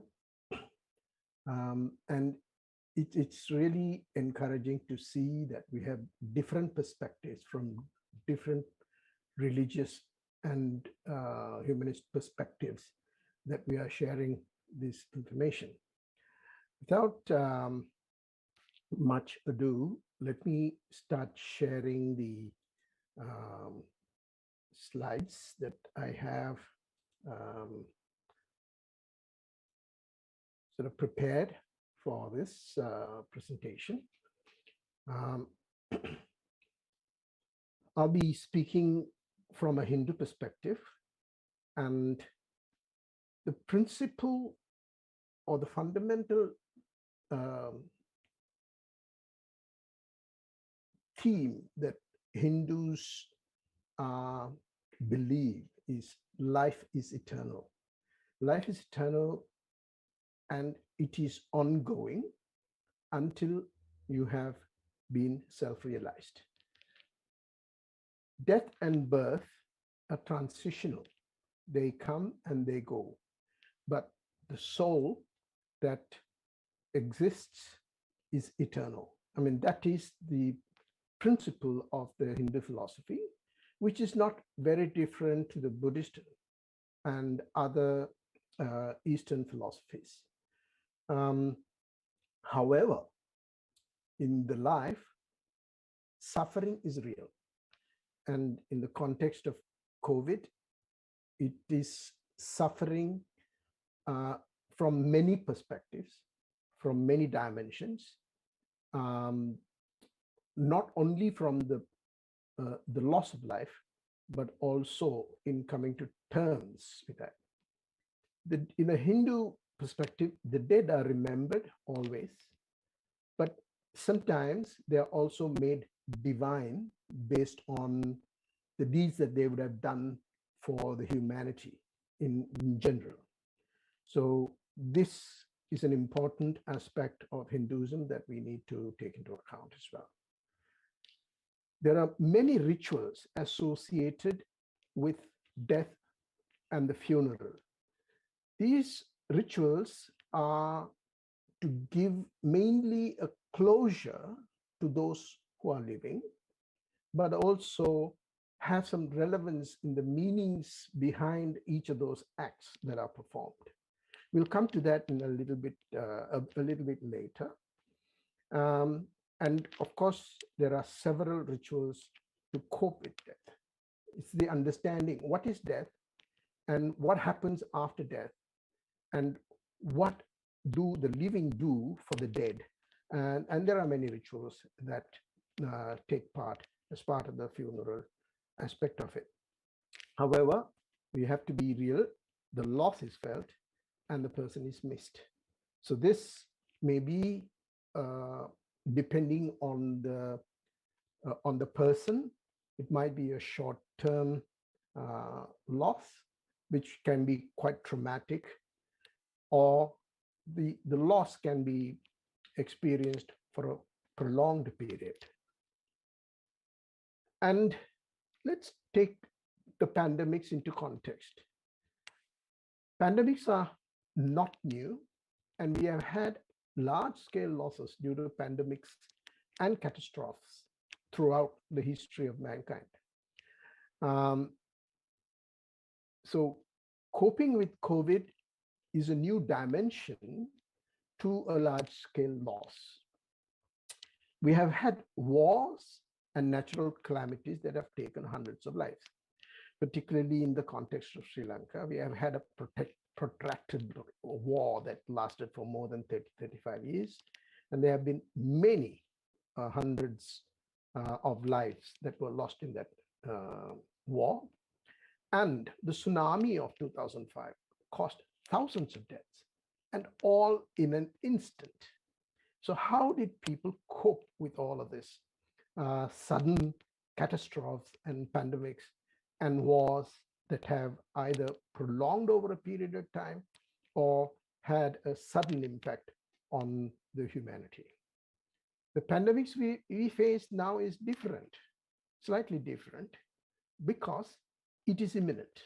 I mean, a person infected with COVID, particularly in the early days, death was imminent. Someone who had been admitted to the hospital, who has been admitted to the ICU, there is always the fear that death might come. So how do we cope with that as a new aspect of thing? And it's also gradual in the sense it can take between a few days to a period in a hospital or in quarantine for a long period of time and undergo suffering before death can happen in this situation. And in every case, the body remains are not seen by the family, body or remains, regardless of the faith. I think particularly in the early stages, we had situations where the body was not given back to the person. The state authorities either carried out the burial or the state authorities did the cremation, and often the family only ended up having the remains, which is usually, at least from a Hindu perspective, as ashes. So this is a different situation as to how we cope with the pandemic.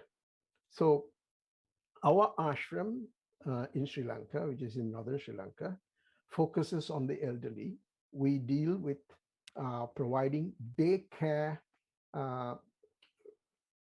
It's a daycare facility for the elderly and the vulnerable people. And people come during the day, spend time with us, and then go away.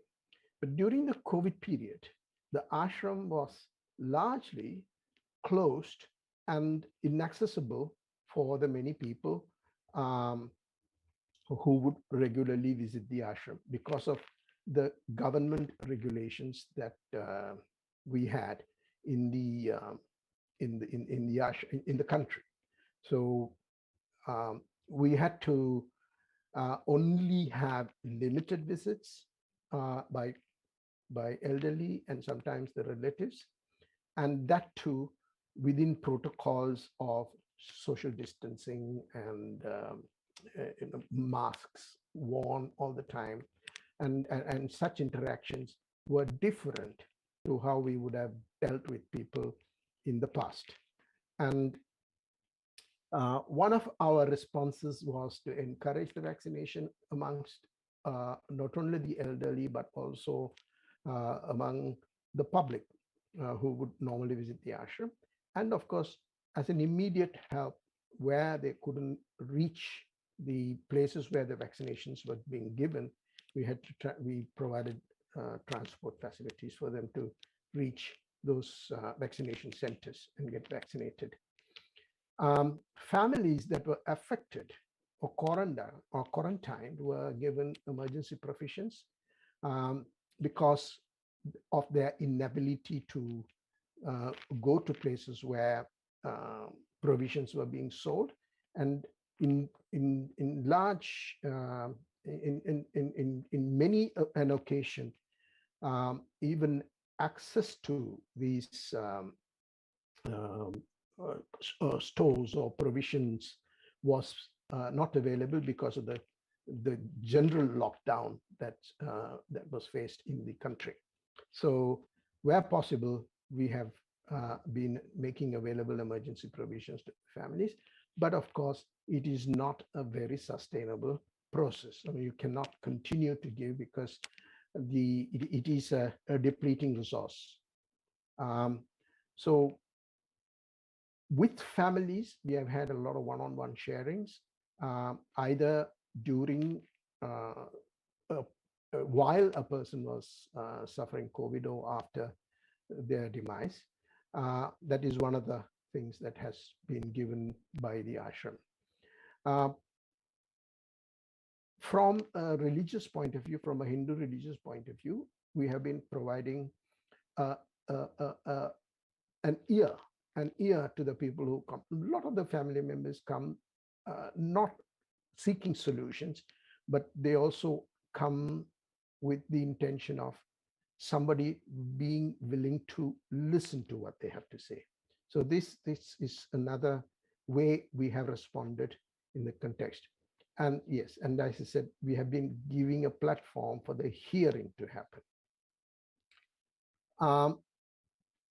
This pandemic so far in the last 2 years had peaks and troughs. There have been ups and downs in the number of infections and the number of deaths that have happened, and we have had to have constant vigilance. And in the periods where the situation was not so intense, we had to reach out to people a lot more than when there were peaks, when there were lockdowns and inaccessibility to reach out to the public. Of course, we have to make rituals meaningful. I mean, a lot of rituals are associated with death, but sometimes these are done simply as the given thing that need to be done, not necessarily understanding the meaning behind some of these rituals. So we had to spend time trying to allow the family members to understand, the relatives, the friends to understand the meaning behind some of these rituals, so that whenever they are performing, that particular ritual is giving them a certain, not only an understanding, but also a way of coping with closure. Cremation is one important aspect in the Hindu religious practice. Bodies usually are cremated, and this gives an understanding of separation, that the person has died and it is time to leave, and it is also a means by which we understand that the body, which is a temporary vessel that is occupied by the person as a soul, is created with the 5 elements and has to go back to the 5 elements while the soul or the person lives on. So cremation becomes an important aspect of this, is an important ritual to understand this.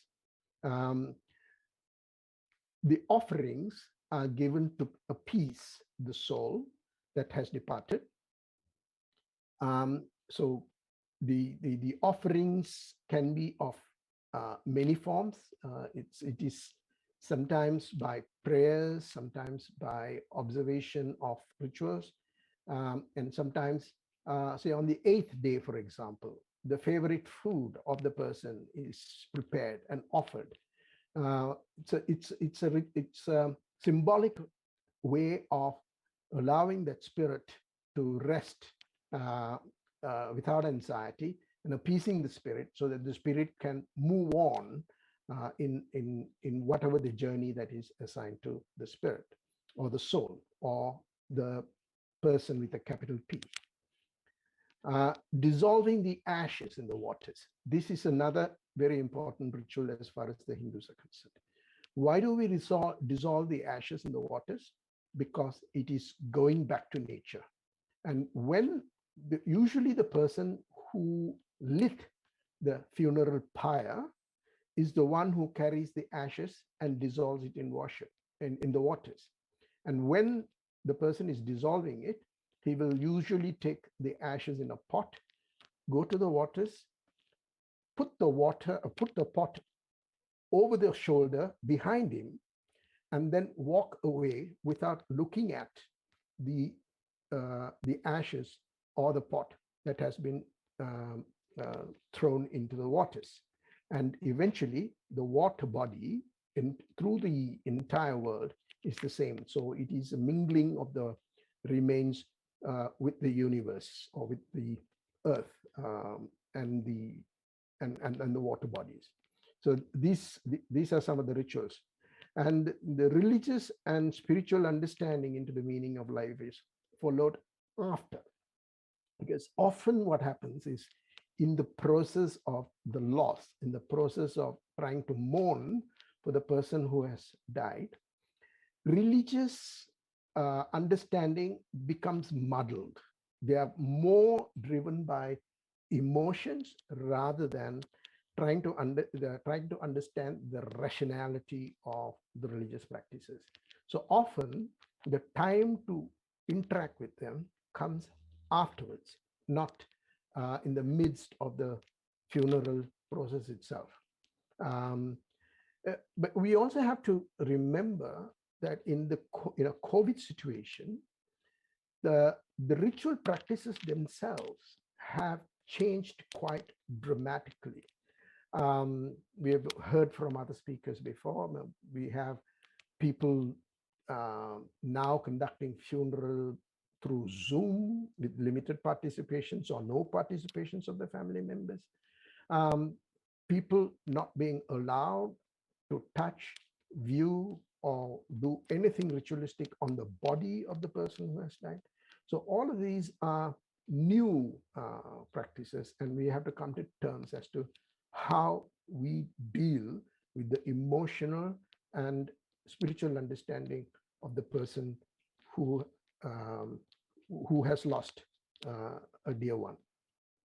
Okay, we will look at the suffering that goes in a COVID situation when a person is dying at 4 levels. The first is for the dying. And as we know, there are difficulties in access under quarantine situation.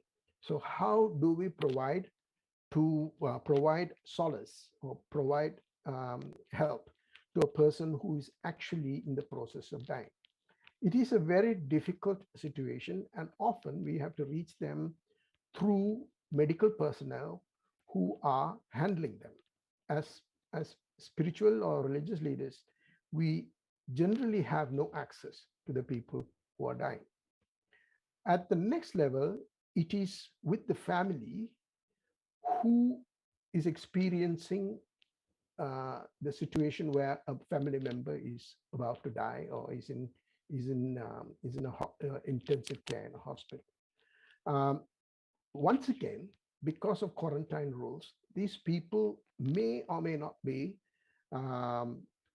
quarantined in their own homes until a certain time period. So immediate access to help these people in a situation may not be possible.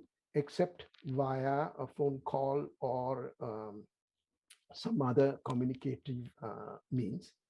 And often the interaction, the counseling interaction comes after the family has finished their quarantine and are able to come out of their homes.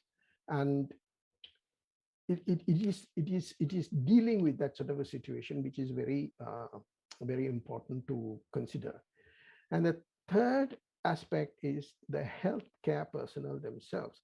They go through so much negativity of constantly seeing people dying and people suffering. They themselves are mentally and emotionally exhausted, and they go through this constant negativity, and they have to find some assistance as well in this sort of situation. The fourth is in our ashram or in the institution, which is providing the counseling and the support. The workers themselves and the volunteers and the staff themselves undergo severe stress, and they are also working under new circumstances. So these are the levels of suffering that we have to cope with in a situation of this nature. So let's look at how we define death and afterlife. Emphasizing that the body and the soul are separate, and the body dies and not the soul, is an important aspect of dealing with this pandemic from a Hindu perspective. The body is temporary, whereas the soul is permanent. So a person, when dying, is only losing the identity of the body, but the soul, the real person, the person with a capital P, the self with a capital S, continues to live on. And also in this instant, we have to make an understanding as to the purpose of being born and when death happens. So everybody from a Hindu perspective who is born in life comes to exhaust a certain number of karma or results or the outcomes of past lives, which are then carried through to subsequent lives. So in every birth, a person is born to exhaust a certain collection of karmas, which is technically called the prapta karma. And a person dies when that set of karmas are exhausted. So when the prapta karma is exhausted, a person dies. So this is something that we have to explain to the people in the most relevant way without being too technical. It's trying to make them understand, look, so death in itself is a completion of the person's intention in this life, and not something that has happened suddenly. And there was there has been some supernatural or divine intervention in taking the life of a person. We have to make them understand God is loving. God has no intention of causing harm, but it is the completion of the set of karmas that the person has brought that allows this person to move on and bring another set of karmas into another life. Right? So this is an important aspect that can help in the process of coping with the loss of a person. So in this aspect, we are helping to explain that a soul is reborn, and the rituals are meant to give peace to the departed soul. Rituals also give a closure to the living to move on, because people cannot live with guilt. People say, why him and not me?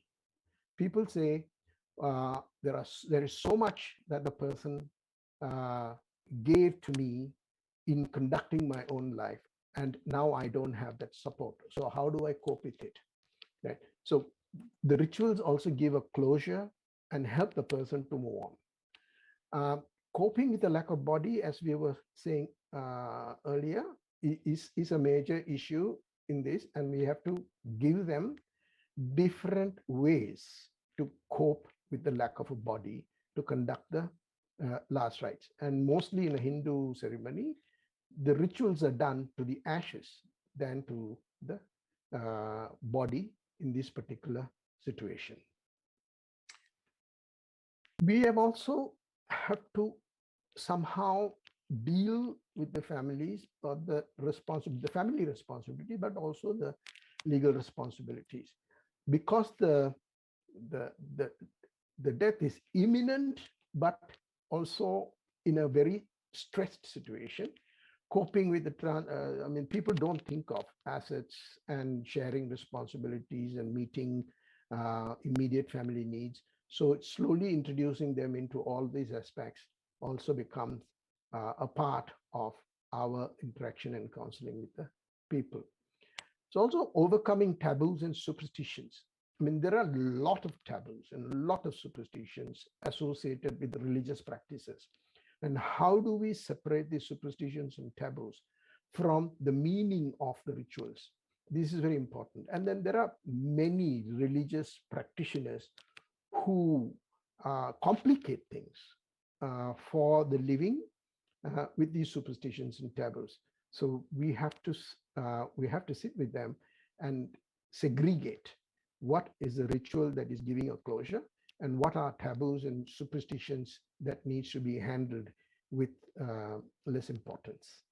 So protecting the living through safe practices also is an important aspect when we are dealing with the people who are coping with those who have passed away. I again and again emphasize the rituals are there to give a closure to the living and to move on. So, and an important aspect is coping with the lack of body for the last rite. As a follow-up, when imminent death of a dear one or a near one is happening, we have to allow the person's living to grieve and mourn, and they should have the courage, faith, and love and support to remain open to the pain and the loss of the situation. So this aspect of counseling and discussions and empathy that needs to be shared becomes an important aspect. And this is true from a religious perspective as well as from a non-religious perspective. As Mahatma Gandhi once quoted as saying, death is not a fiend. It is the truest of friends. It delivers us from agony. Sorry, it's the date is wrong there. It is not 1960 because Mahatma Gandhi was already gone in 1948. The date has to be changed. So he in his sharing, he says, death is not an enemy. It is the truest of friends because it is delivers us from agony. The agony is our perceptive life that we undergo during the lifetime, because until we are able to let go of materialistic attractions, suffering will exist, and death is a way of not escaping that. Death is a way of overcoming that through true understanding of what the body and what the soul is, and accepting a greater purpose in life.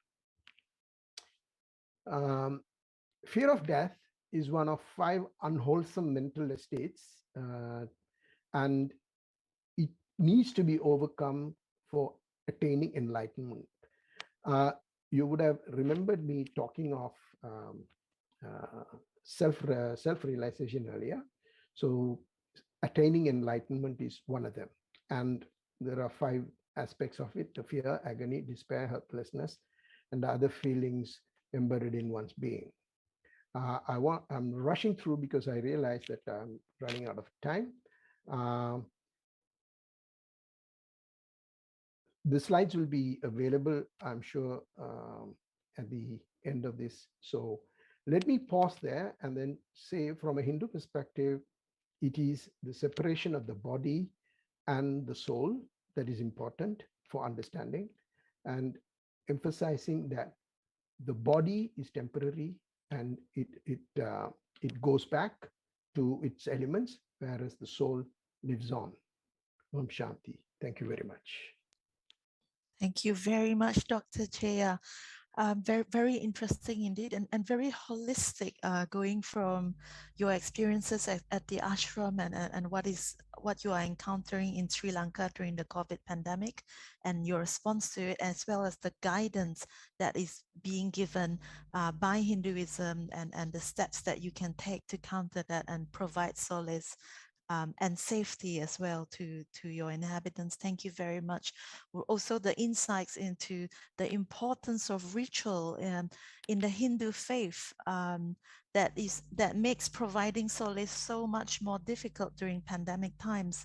And also the importance of the medical personnel, the layer of chaplains, people in hospices, hospital personnel play during pandemic times in providing some form of solace, some form of spiritual solace, where maybe people of faith or maybe rituals cannot be reached at this time. Thank you very much for bringing that point up, Dr. Jaya, and for sharing your wonderful presentation with us. And to all our listeners abroad and here, don't worry at all. We will provide the slides by email, and you can also email us after this session.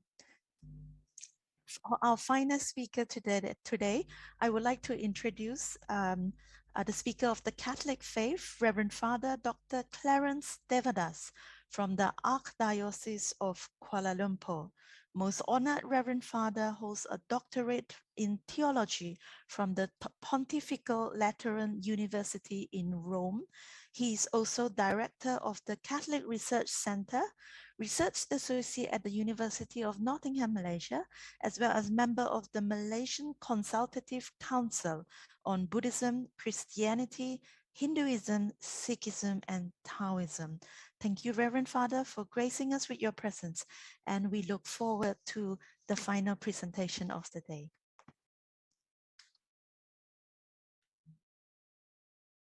Hi, thank you very much, Sally, for those kind words of introduction.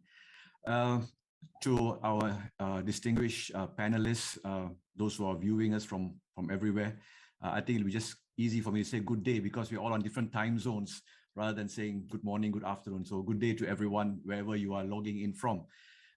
My task this afternoon here in Malaysia is to be able to offer you a Christian perspective about life and death. One of the realities that we have to face is that though we may have had a perspective about life and death prior to the pandemic, I think with the coming of the pandemic, what we realize is that we have had to rethink this whole aspect of what life and death actually means to many of us, even in the Christian faith, and as how all our other panelists have explained so clearly. In that sense, it's something that is like staring us right in front of our eyes. Maybe something that we didn't want to think about, something that maybe we postponed it. But with the coming of the pandemic, it's something that every one of us has had to look at, to have a thought about it, at least whether it's a fleeting thought or a profound thought, but it has crossed our minds. And so what I would like to share in this conversation is a Christian perspective about life and death, and how the pandemic has made us relook at things, or at least reconsider some of the realities that most people would face. Yeah.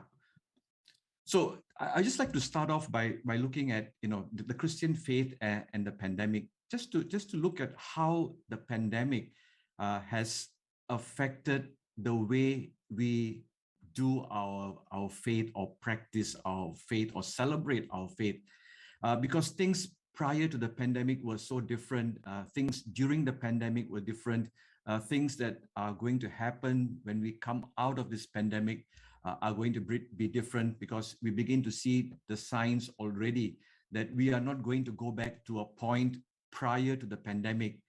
The pandemic has made us relook at how we practice our faith.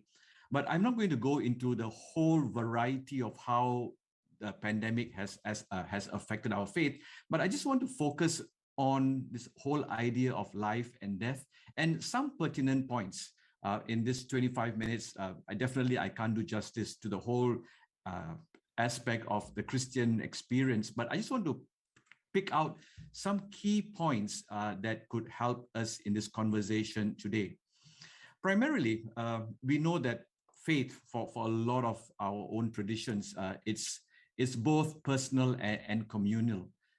There is this personal encounter with God, and it's not just me and my God. We begin to realize that faith is something that is practiced in a community. There's a support structure that offers us to be able to celebrate and to practice our faith. So the communal dimension in the Christian faith is something very important, and that is why Christians go to church on a Sunday. Sometimes we always have this struggle: why do I need to go to church with young people?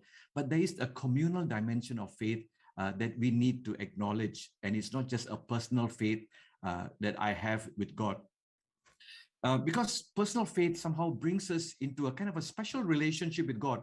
I'm not negating the aspects of a personal faith, but a communal faith strengthens us because there's a kind of a support structure that helps us to profess what we believe in and to celebrate it. A celebration is always within a community. It's very rare that one can celebrate alone, and a celebration is always a community. And our faith is a celebration from the Christian perspective. And so going to church, going to be with a community, to pray, to sing, to worship God, it all strengthens our own relationship with God.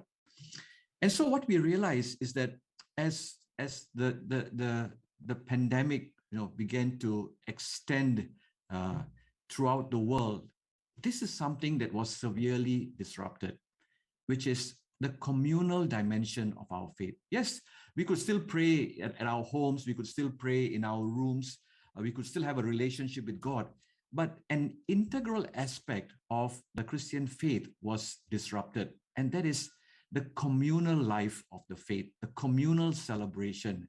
And this has made us rethink of how we want to celebrate our faith, because void of a community, for me, as a priest, I've never been prepared for something like this. It is always an engagement with the community. And so what I was left with was this, basically an empty church with just pictures of people who I have a memory of, whom I have engaged with. You would see pictures like this in many churches throughout the world. So when the pandemic hit us, this is what we were left with, an empty church. And all that we had were pictures of people who used to sit in these pews. And so faith in itself has had to relook how we express it, how we live it. And as I said, as a priest, as I preside over the liturgy in our churches, it's a very strange experience. When you speak to a congregation, you can see body language, you can see facial expressions that engages you. But now it is into a camera, like what I'm doing now, or it is an empty church with static pictures of people. And even when people came back during the recovery period, we had periods of where the lockdowns were lifted, we were restricted to a number of people. This is what we were reduced with. People felt very unusual. It's not. These are the things I started hearing. It's not the same. We have had to have social distancing.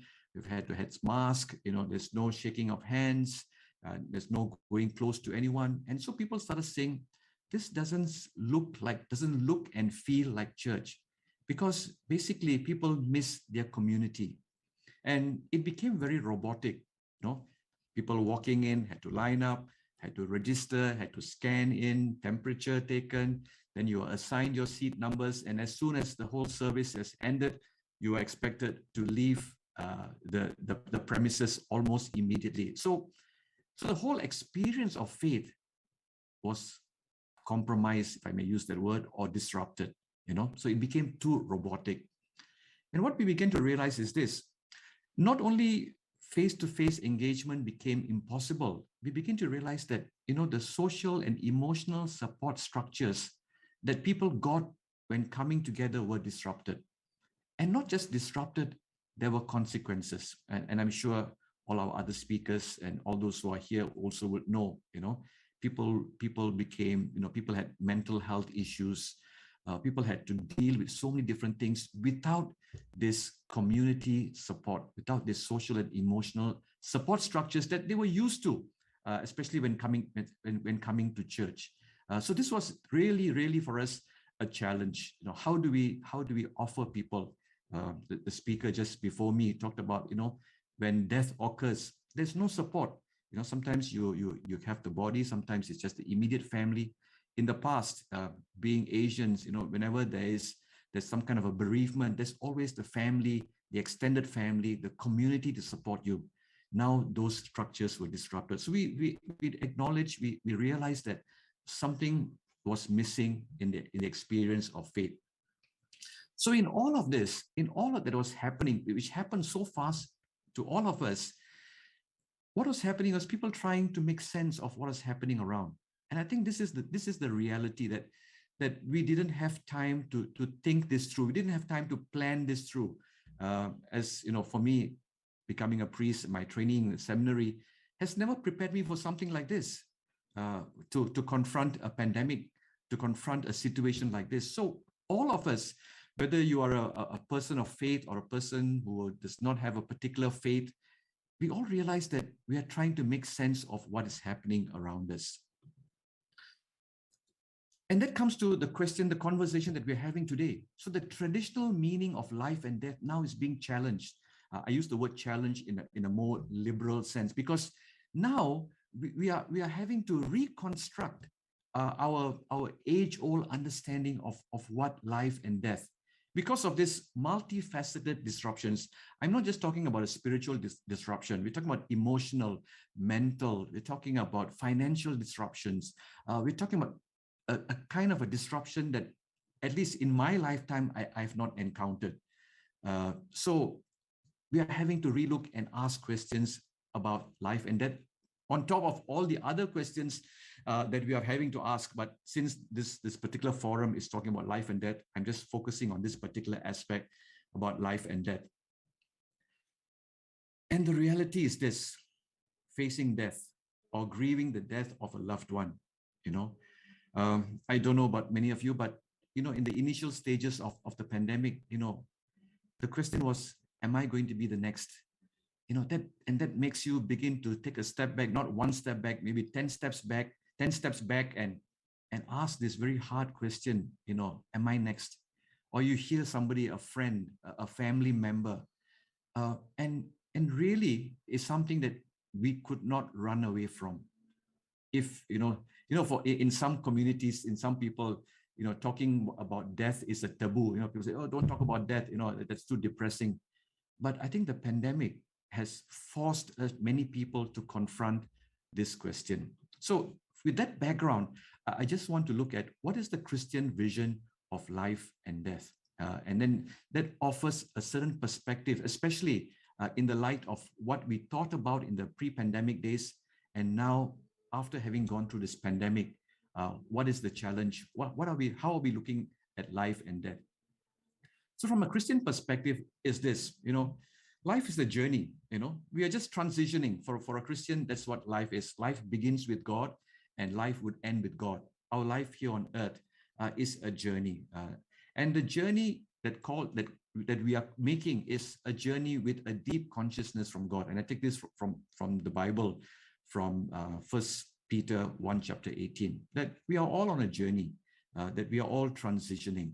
I like to use this word, that the Christian life is a pilgrimage, just like many of us like to make pilgrimages, at least during the pre-pandemic days of going to a holy place, and for us, this is what it is, from one point to the next point. We are all just, in transition, and we make the best out of this period that we have here, that we are here on earth. So the Christian life is always seen as a pilgrimage. I don't want to sound very morbid to a conversation that could be, very, very depressing for many people. But I often say this, when we are born into this world, there's only one certainty. Everything else is not certain, how our lives will turn out, or what we will do, how we will, who we will get married to, or how many children you have. All this are uncertain, but there's only one certainty, that is death. The moment we are born, death already awaits us at some point, whichever point that may be. Sometimes people like to say, oh, you celebrate a birthday. Oh, I'm getting older, and I always say that, from the day we are born, we are getting older. Every day you're getting older. That's a reality, and there's no point that one can say that, I'm older now in that sense. So it's a journey. So for a Christian is that, that whole pilgrimage, or if I use the word, the transition from beginning with God and ending with God, is that to arrive at that point of death in a worthy manner when we meet God. And that's what the Christian life is all about. It's about making that whole journey to be able to present to God at the end of our lives a worthy person to be welcomed into the kingdom of heaven. We have this prayer in the Catholic tradition, and it's often said in the funeral rites, and the prayer is this: Lord, for your faithful people, life is changed, never ended. So in other words, our life does not end. From a Christian perspective, it does not end.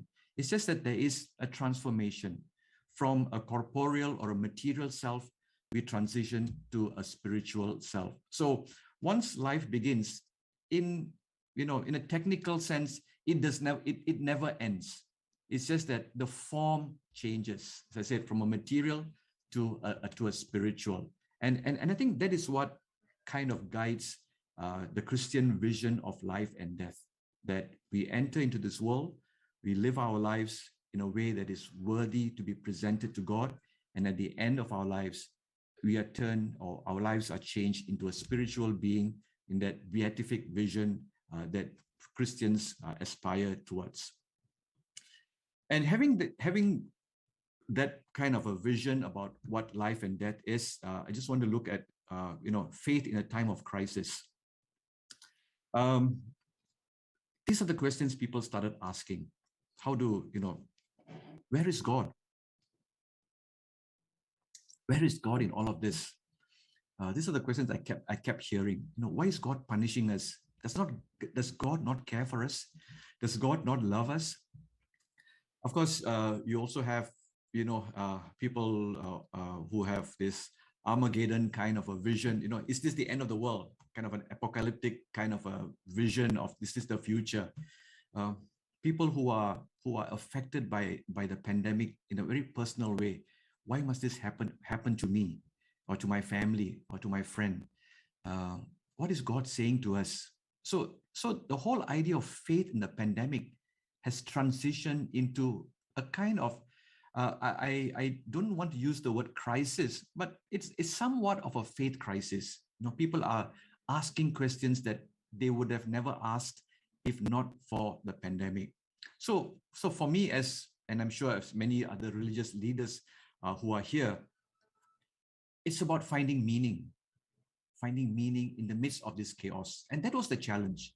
That was the challenge for us leaders, to provide a religious, not interpretation, but an explanation to what was going, to the questions that I mentioned earlier that people were asking. So whether it's spiritual, existential, or even philosophical, the questions were real, very real. These are not questions people kind of idling or doodling and asking, because these were very real questions, because the pandemic affected all of us, not just one sector or one part of the world. because we all needed to find some kind of an equilibrium, some balance. Our lives were disrupted, and we needed to find some kind of a balance because our whole understanding of faith in the past now is being challenged by this new situation. And so when we talk about death anxiety, which very much related to the topic, I think we cannot talk about death reality just by itself in that sense, or human mortality. But for a Christian, life is also seen beyond, a life beyond this material world. So death anxiety in itself can be very depressing. But human mortality for us Christians has to be seen in the light of a Christian hope. What is that hope for us is a life beyond this material world. But I would be the first to admit that during this time of pandemic, sometimes I'm just lost for words, especially people who have lost their loved ones, people who have been in the church for so many years, who've been what I call them pillars of the church, who are asking questions like, why must this happen to me? I've been good, I've been faithful, I've been serving the church. And sometimes I am just lost for words, because these questions are coming from a place where people are hurting, people are angry with God even, and sometimes even confused. And there are times that I just find myself to allow time to heal. Sometimes I'm lost for words. Sometimes I think the best form is just to be able to say, or not to say anything. Sometimes just to allow time and to kind of tell the people, yes, reach out, if you need solace, comfort. I may not have all the answers for you, but you can reach out to someone. And sometimes that's what I've come across, religious leaders, even in my own traditions, trying to hasten healing, trying to spiritualize the whole thing. And sometimes it's very damaging to be able to say, this is God's will, is this really God's will to bring about pain and suffering into the lives of humans whom he loves? Is this what is supposed to happen? Does God take pleasure in human suffering? Definitely not. So sometimes spiritualizing it too quickly does not help anyone also. So time. So facing uncertainties, how in the Christian tradition, how do we help people to face these uncertainties? I just use 3 words. There are many other ways of doing it, but in the interest of time, I'm just going to focus on 3 words, just faith, hope, and love. And most of you probably have heard these 3 words. Firstly, I think for me, it's very important is to tell people, to assure people not to lose faith in the time of crisis, just to find ways to assure them that God sees your pain, God feels your pain, and God accompanies you. This is not God punishing you for what you have done before. Definitely not. It's not, because as already I think many of our speakers have said, God is love in the fullest sense. And God is not punishing. God cannot be punishing in that sense. And so God accompanies you. God sees you in your pain. He may be silent. He may not be answering your prayers in the way that you think, but he's there. Just don't lose sight of God. The first thing in times of uncertainty. Secondly, hope. I think to lose hope in a time of crisis, if you lose hope, you lose everything. So it is about being able to offer people hope, even if it's just a flicker, a small, tiny flame. And I think that's very important in times of uncertainty. And this is what we've been trying to do, in a remote way, in a virtual way, to offer people hope. I just share an experience when the pandemic started. I myself, what I did for my own friends and parishioners, every day on social media, I will put out a quotation from the Bible about hope, not losing hope in these times. I'm not too sure whether how many people were helped, but I felt that was very important. That because at the beginning of the pandemic, when vaccines were not in sight, people just could not see how long this is going to go on. People are losing jobs, people are losing family members. I had to kind of give a small ounce or a small drop of hope to people. Thirdly, I think it's love. To show love, because as I said, support structures have all crumbled, to offer people hope. And love is not just words, not to just say I love you, but to support them with something real. And I think a lot of the religions did this. supporting people with food, supporting people with money, supporting people with mental health issues. And I think love is further concretized when we do it in action.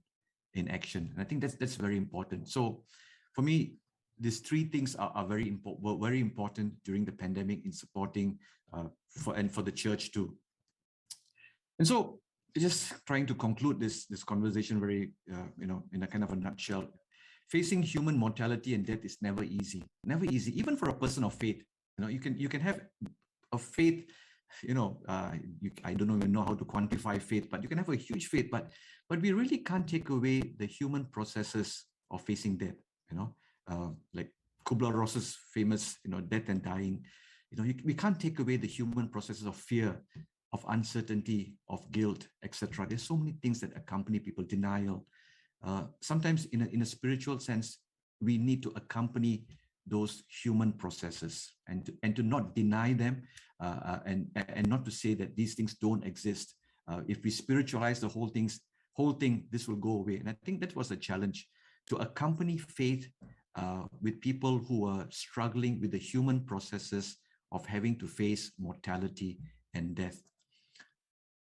But for us, the Christian faith, I think the faith offers us a light at the end of the tunnel. Even the pandemic in the early stage could not offer, there is a light at the end of the tunnel. And that is Jesus for us, who awaits with love to fulfill the promise of eternal life. And that is the gates of heaven, as we call it. And that's the kind of faith that we need to offer people. Yes, you have all these pains, struggles, etc. you're going through, but at the end of it, whichever time, when the time comes, be assured that God, Jesus, awaits for you at the end of the tunnel, or at the end of that pilgrimage that we all go through. So what is the attitude? I take it from the Bible, from the prophet Isaiah. It says, so do not fear, I am with you. This is what God is saying. God assures us with his word, I will strengthen you, help you, uphold you in this time. And so it has always been that process of helping people to say, do not fear, do not fear. Whichever way God will see us through. And for a Christian, faith and hope, and as I love in this context, God must be the anchor, the anchor that holds us firm and solid through any storm. Just like any vessel in an open sea, in a storm, to be able to find that anchor. And God must be that anchor. God is the one that holds us through this storm, and he will take us through this trial. Many of you know the famous Psalm 23, the Lord is my shepherd.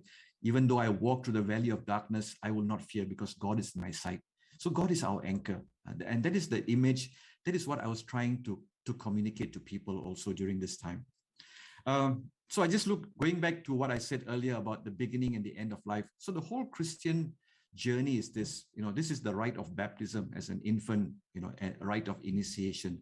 And if you look at the whole rite of baptism, the prayers and the words, the rituals that accompany that rite is that God will accompany you through your earthly life, that God will not leave you alone. Even if you stray away from God, if you wander away, God will accompany you and bring you back. And that is what it means at the beginning of life, that during your journey, your pilgrimage here on earth, God is going to accompany you. And in the same way, in the funeral rite, during this time, and I've been reminding people that as much as God promised us at the beginning that he would accompany us, the funeral rite is rich of symbols, meanings, and other things that we use to tell or to communicate the idea that God will now accompany you to that eternal life that he has promised. Going back to the prayer, Lord, for your people, life is not ended, but changed. In other words, in this transition, even in this transition, God accompanies you. So the whole rite of Christian funeral, it's so rich in symbols, especially in the Word of God too, to tell us that there is someone awaiting you, But sometimes as humans, we are afraid. We are afraid to make the transition. All of us are afraid to make the transition. But to be able to tell people that in this time of pandemic, yes, whatever happens, that at the end, there is a glorious God, a beatific vision that awaits all of us. And that is what must console Christians. At least we offer that hope, that this is not the end, that there is a new beginning in the presence of God. So I conclude with these words, the whole pilgrimage, the whole journey of Christian living is this: what you are, what you come into the world with is God's gift to you, and what you make this life to be becomes your gift to God. It's a famous Swiss theologian and many other people who have been associated with these words, who has said this, this whole pilgrimage that we make of ourselves, and to be able to present ourselves as a worthy vessel when that time comes, when we meet God face to face, to be able to offer God what he has given to us, to make use of the gifts and to offer God. So in a nutshell, this whole pandemic has made us relook at our practice for our faith. I have no time to talk about how things have changed, but we also have transitioned to online many things, whether it is the different prayers that we make, and like so many others. And I think I don't want to repeat because probably they're the same things, but transitioning online has not been easy for a lot of people. We are realizing that even in a very passing way, I would say that we would think that a lot of younger people would transition to an online church easier than the older people.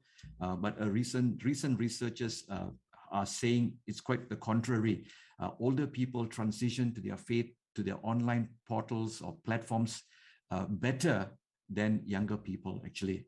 And that's something that's quite amazing in that sense for me, to think that, we think that younger millennials who are born with digital technology would transition very quickly, but it was the strong faith of the older people that made them more resilient to these times.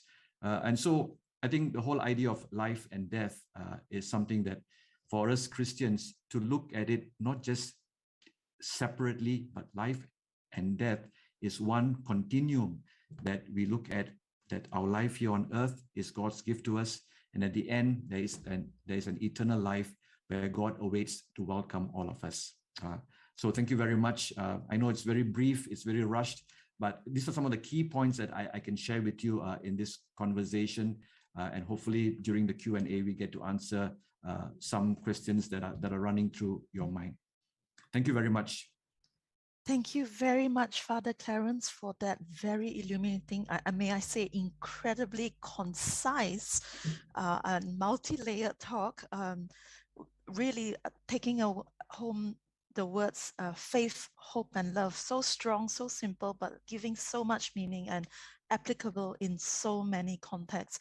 And I was incredibly struck by the picture of the empty church with the photos. In fact, to be very honest, my camera has failed for some reason.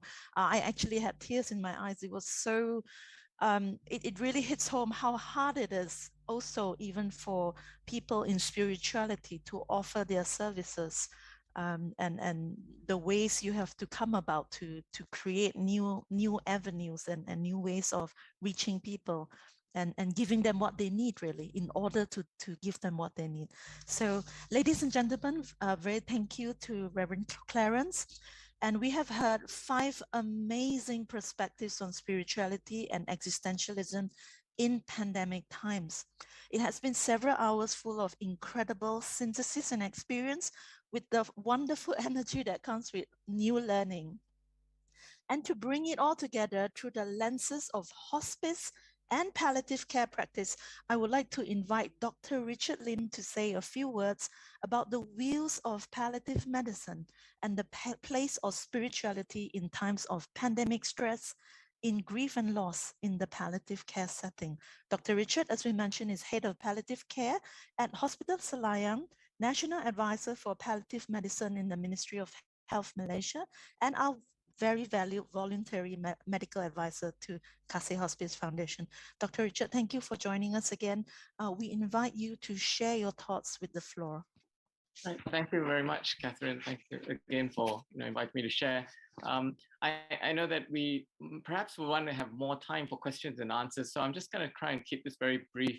But from the perspective of a palliative care clinician and someone in the front line with patients and people who are actually really seriously ill with the COVID infections, and seeing the impact of it.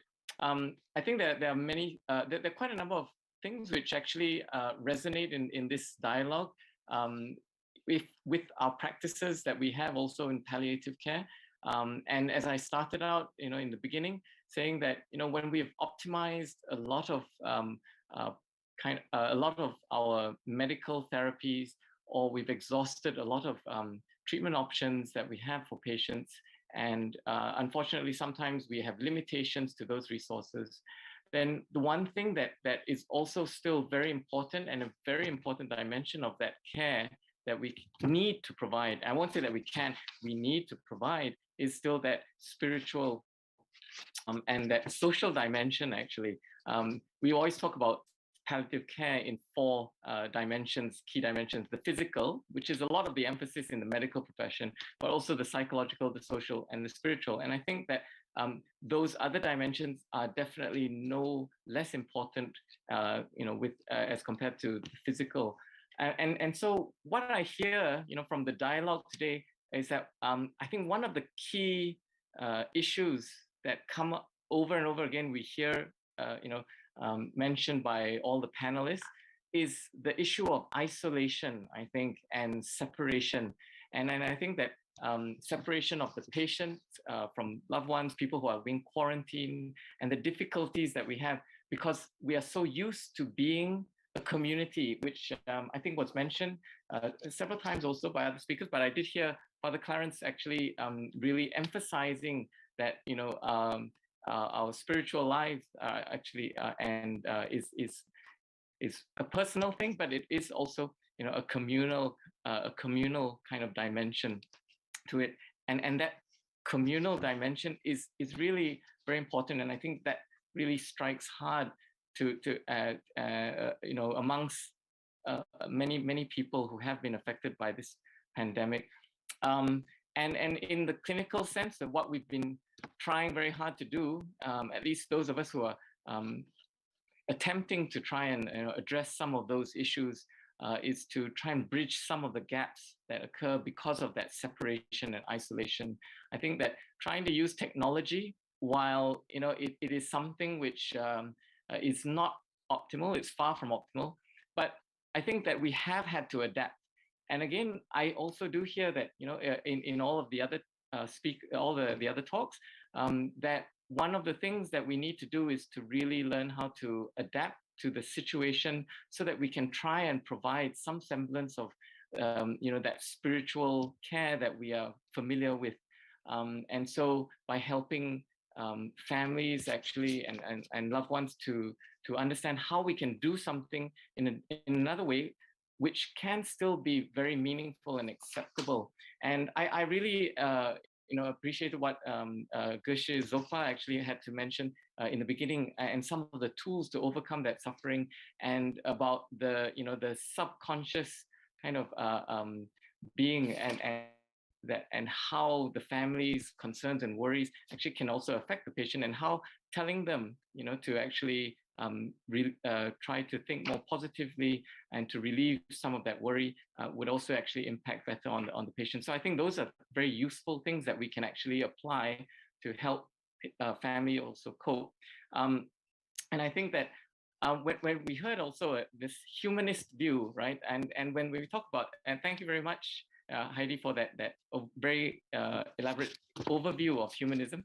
And also, I think that while we think that, so from a humanist perspective, while there is the absence of a belief in God, but I think that all of the issues are still very much similar to what we face actually in the real life setting, because whether or not there is a person has a religion or not, I think we're all still human. And these needs that we have, these spiritual needs in a secular sense, are still also very important. So I think that some of the conclusions that have been mentioned are so useful. I think it was mentioned from Sakina had actually talked about her 3 C's, and the fact that we shouldn't get lost in details, and to have to emphasize relationships over being right, and that curiosity and compassion over correctedness, and also about how I think the final that Heidi, to do things to make peace with uncertainty, and to consider that issues of the legacy relationships and how we live our lives. And again I hear that also from Dr. Jayarajan, who mentioned how the importance of actually helping people understand then from a religious perspective. This was mentioned also, I think, from the Islamic point of view and from the Christian point of view, that the body and the soul are actually separate, and I think these things do actually help people to maybe cope a bit better, and these are things that we do actually do mention actually to patients when we care for them. And lastly, I guess, as mentioned very aptly, at the end, I think, like what Father Clarence said, that we cannot take away that human process actually, which includes the fear, the uncertainty, and the guilt.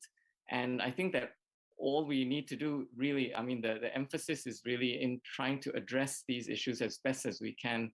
I think that it is very enlightening. I'm going to stop here so that we can allow more time for questions and answers. So Catherine, back to you. Thank you very much. Thank you, Richard. That was an amazing roundout. That was very, very comprehensive. So now we'll go to our Q&A session, and that's usually the session everyone eagerly anticipates. We invite all the speakers to come back, and we invite as well Dr. Richard to join our speaker panel for the Q&A.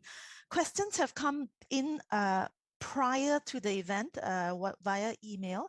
Some of them are also being translated from Mandarin through our social media channels, and they're collected from various places. So we will ask some of the questions from Zoom chat, but we will also ask some other questions as well. I do apologize that due to the lack of time, we can only we have to cherry pick a little bit, but do keep them coming on Zoom chat, and we will try to get through as many as possible. So for our first question, actually, it was directed to Dr. Heidi, but I would like to actually open it to the floor in the sense that, Dr. Heidi, given that for humanists, there is a full stop at the end of life, and the perspective is that if life is, this is all you have and life is a gift, what is the humanist way of appreciating the sanctity and the sacredness of life? But also to the rest of our speakers, how do you then balance your faith between making the most of this life and preparing for the afterlife? Where is that balance? Thank you very much. Maybe we start with Dr. Heidi and then everyone else. Thank you. It's a great question. It's such an easy question for me to answer in some senses, because we have this sort of central idea that if you have this one brief life, then we must do what we can. We must maximize the good that we can do, and we must maximize our connections with other people. We don't want to end up if we have such a brief period of time on this earth, and if we think that it's quite likely in a humanist view that we only get one go round. There isn't anything, as you say, if there is this full stop, we need to do everything that we can to live a good life while we have this time here. So I think the other thing I'd say is that with humanism, the fact that it's a philosophical worldview, it is really important that we live as moral, ethical human beings. So we know that if we get to the end of life, if we've had that sort of hedonistic, nihilistic, we've just dedicated our life to the pursuit of short-term pleasure, or we've never found any meaning in life, we just don't feel good. We're not going to feel good at the end of life. So as humanists, it's important to us that we do altruistic work, that we find a set of values, that we maximize the good that we can do in our communities and as human beings, because we get this one short go on earth, and when we get to the end, We want to look back on that legacy. We want to look at our connections, and we want to feel that we've just given it the absolute best shot that we can to leave a good legacy. Thank you very much. Does anyone else want to answer from the floor, from a faith perspective, balancing between making the most of this life versus preparing for the afterlife? I can add also. Thank you for the question. I echo a lot of what Heidi said also, and just wanted to share a hadith, which is a prophetic narration from Islamic tradition, which specifically says, even if the world is ending today and you had started to plant a tree, complete the action, plant that tree. And I feel like that's such a strong imagery. It's not a long teaching, it's just one line, but it's a very strong image. Like, if this is it, this is the end of time, I'm still planting that tree. And the benefit, is that benefit for now or for the next life or both? I would argue both in my perspective.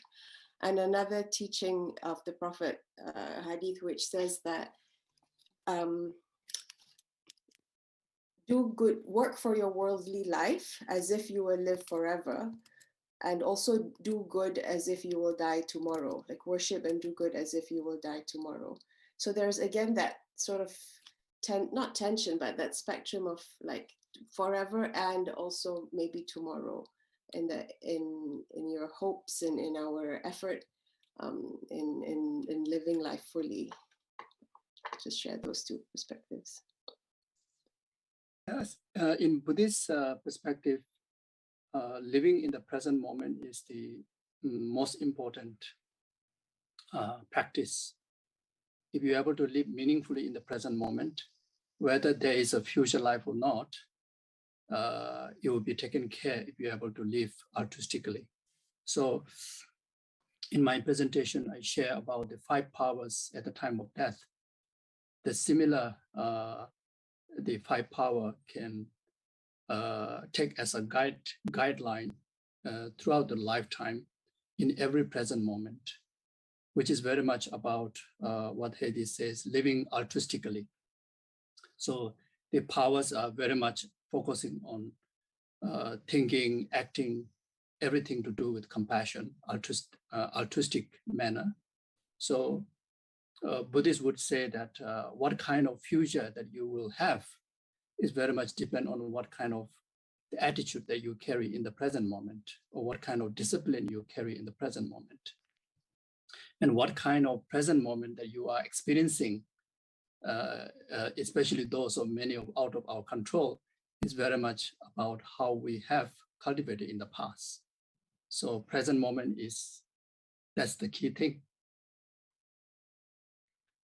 Very profound indeed. Do we have any other persons who would like to answer? If I just add a little bit about the Christian perspective, I think maybe I didn't make it very clear earlier. I think one has to remember this,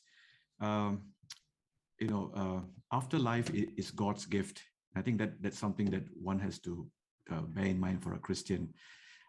Theoretically, that you cannot do anything to claim your right, that's your right, because at the end of it, it's God. God who chooses to give. But we do everything here on this world to be able to arrive at that point and to present our lives as a worthy offering to God to accept into that eternal life. So, because otherwise what happens is that it is as though I need to check box, do this. That means I automatically gain an eternal life. Then there's no role for the God as the ultimate judge of everything. So God for us, God is the ultimate, and as much as he gives life at the beginning, at the end it is his right to give. And so if I may dare say that, at the end of it all, and you present yourself, if you've not been a good person, if God chooses to say, I want to give you that eternal life, it is totally his right. And none of us can complain, because that right belongs to God ultimately. But as I said, like all the other speakers, it doesn't mean that I can live my life as I want, because it is short. I do everything. I just live a happy life, kind of have everything and do everything. No, but it is to do things that when you reach at that point, that you are presenting a worthy self for God to accept into that eternal kingdom. And this has been used many times in different ways. I also use it. Life is not a sprint, it's a marathon. It's a marathon to get way past this life into that eternal life. Yeah, just those few things to add. Thanks, Catherine. Thank you very Adding much. on to Geshe's comments.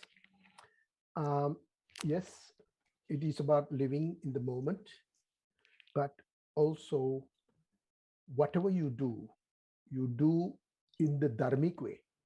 Dharmic way is the righteous way, because every action has a reaction. And if not in this life, it is in another life. Right? So every action has a reaction. So bear that in mind so that you are always performing the righteous action. But live in that moment and don't claim ownership for the action, and whatever the result, the outcome is, have an accepting mind. This way you can live your current immediate life in a very peaceful and calm, stress-free manner. Just adding on to what Geshe was saying. Thank you. Thank you very much, Dr. Jaya. Our next question actually comes through email, and it came from one of our speakers. So this is a case, and our speaker says he has a 66-year-old retired matron suffering from breast cancer metastasis to lung, bone, and brain, no pain or shortness of breath, but unable to sleep due to fear. Her intense terror of death requires someone to be with her at all times. She sleeps only 10 to 20 minutes a night, despite being on sedation. Her husband and daughter is completely exhausted.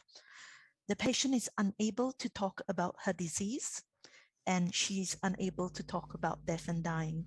What are some of the advice from the floor to help her overcome her existential fear of dying?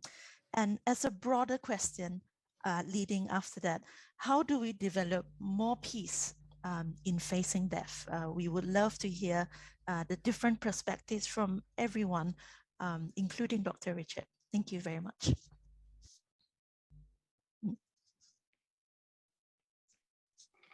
So for sleeping problem, I personally apply for myself. Sometimes I also have a problem of getting sleep, too hyper, and also do recommend to some of fellow students do the single-pointed breathing focus meditation. So basically very simple, just be aware and breathe, lengthy, but gently in and out. Just place focus on that.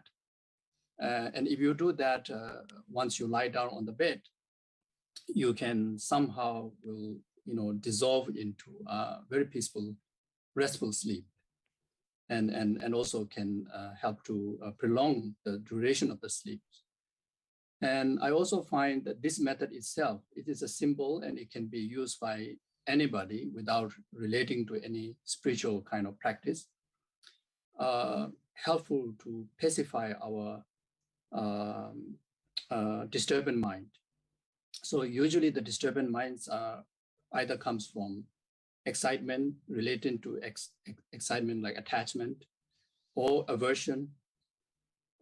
So the focus mind help to calm ourselves, and that naturally kind of pacify the both body and mind and can bring sense of peace. So I think this is kind of easy language to share with anybody without any concern of what people will think, what people will believe, etc. So it's something like that. I'm happy to have a go. Look, it's really hard, and I think that thinking some of the humanist chaplains that I know that I've spoken to, I think what they would say is it's important to be with her and it's important to explore what she wants and needs. And just thinking about that sort of role of the humanist chaplain or the chaplaincy that can be available in hospice care, not in every country and not in every hospice. But I think that it's really important that you are able to speak to somebody who shares your worldview. So we weren't told what perspective, what if this woman has a faith position herself or what her worldview may be. But I think it's something that we find with humanists or with people who don't have religion, that it's not necessarily always available to have somebody who shares the worldview that doesn't have a faith perspective. So if you come from a faith background, then you know who to call on, right, to some extent. So I would hope that we would all know where we could find our priest or our imam or a rabbi or whoever it is that we're calling on. That's relatively easy to access. But if we don't have faith, I think we have an equal right, or there's an equal sort of good that we can do within the hospice or the end of life setting to provide some well-being care or pastoral care for somebody who doesn't have a faith perspective. Because if I'm sitting there and I'm genuinely terrified, I'm scared that there is nothing at the end, to have somebody come and offer their belief, not even necessarily their belief system, but I think what we often hear is that religious chaplains with the best will in the world doing a good job, and I really truly believe, people are getting up every day to do a good job, and they will say, that's okay, I can deal with somebody that is not religious and I'll just sit there and listen. But what that person doesn't have is somebody who actually understands that fear, who shares that fear, and that I'm not going to exist after this is over. So that's what I would say as a humanist, is that I really strongly think that there is a role for secular care and well-being, or humanist care and well-being, so that we can meet people where they are, and that people who are not religious have an equal right. And it's much harder to find that right. It's harder to find those trained people. So that's one of the sorts of things that in the humanist world we're trying to improve, that quality of care, so that hospices or end-of-life facilities know how to get hold of us so that we can go in and meet people with where they are with their fears.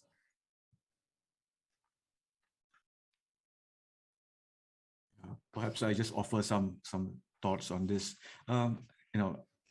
The inability to sleep, if it's a medical condition, I think Dr. Richard probably the best person to answer that. But from my experience, a lot of times when people, even myself, when something is in my head, I lose sleep.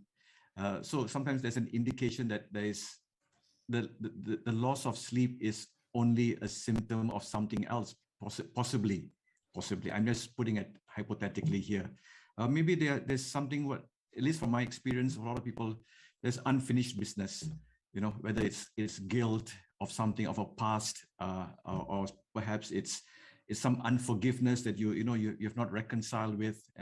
And the other thing is the uncertainty of what awaits you at the other side of the gate, the fear, you do not, the unexpected. Anxiety that sets in for all of us when we do not have control over the next phase. And I think for people, sometimes I've come across people who don't want to sleep because they feel that, or they fear that they will die in their sleep. Because so sometimes talking to them, my experience has been that, is there something unresolved? Is there something that you're holding back? If they are willing to talk about it. So sometimes they need a counselor to help reconcile things that are unresolved in themselves. And perhaps, as the case that you mentioned, I'm not aware, and it's not fair for me to kind of diagnose this whole thing, but just my general observations about having encountered people who are not able to sleep, and the fear of death is because there's something not resolved, and that they have not reconciled with certain things.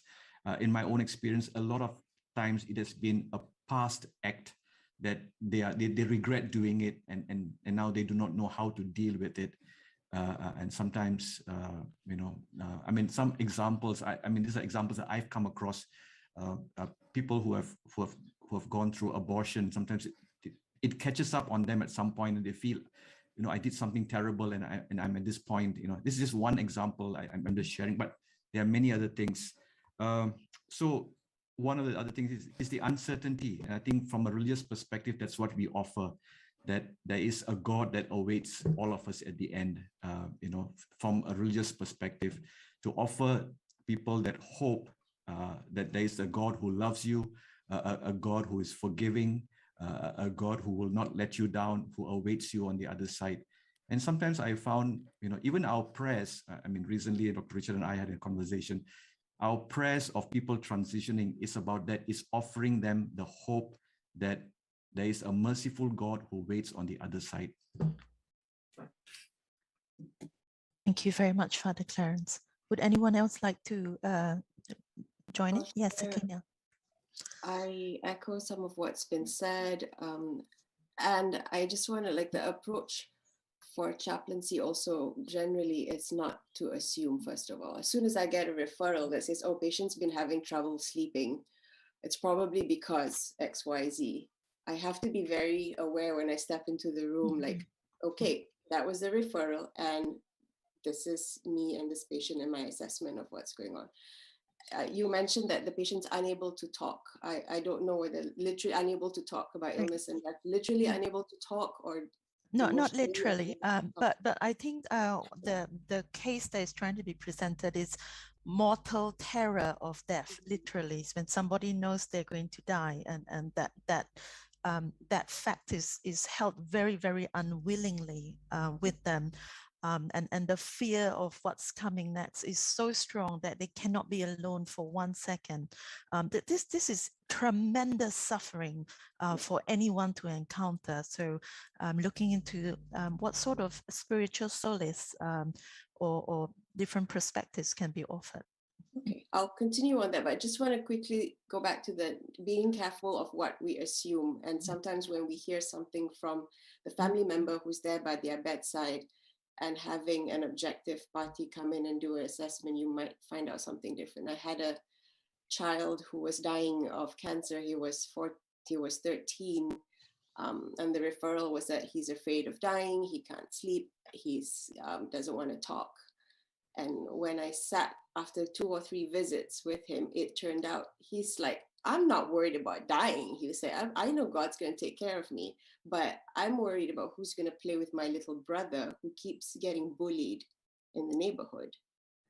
So that was what he was worried about. And here we are thinking oh, he's worried about his cancer and he's dying. And he's worried about who's going to take care of his little brother when he's gone. That was what was keeping him awake.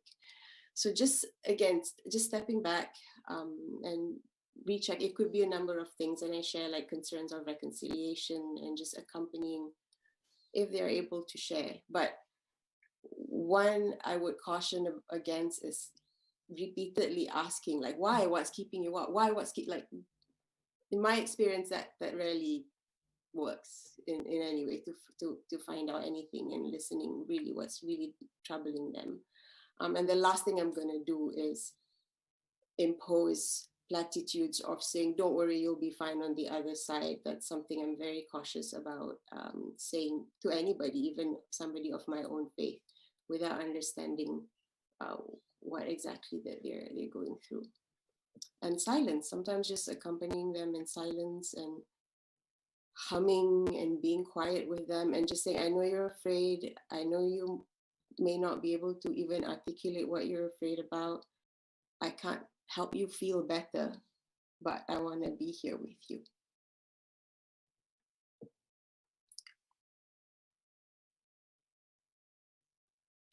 From Buddhist understanding, in particularly to this particular case, I totally agree with Sakina's suggestions.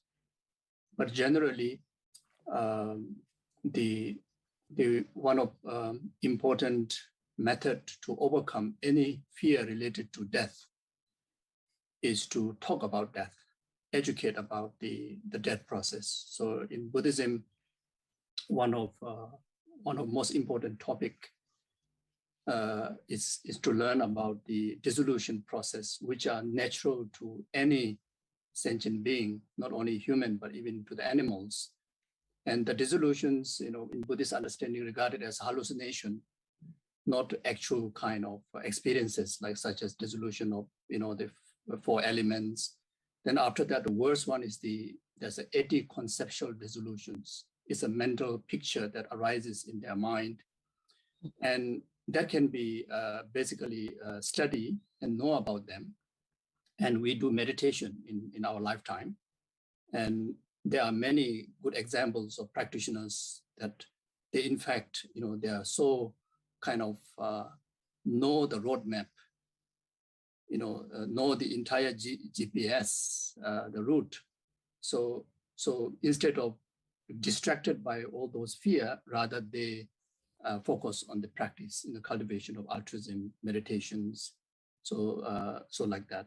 So from a spiritual point of view, it's good to study and discuss the reality that we all go through. That may help.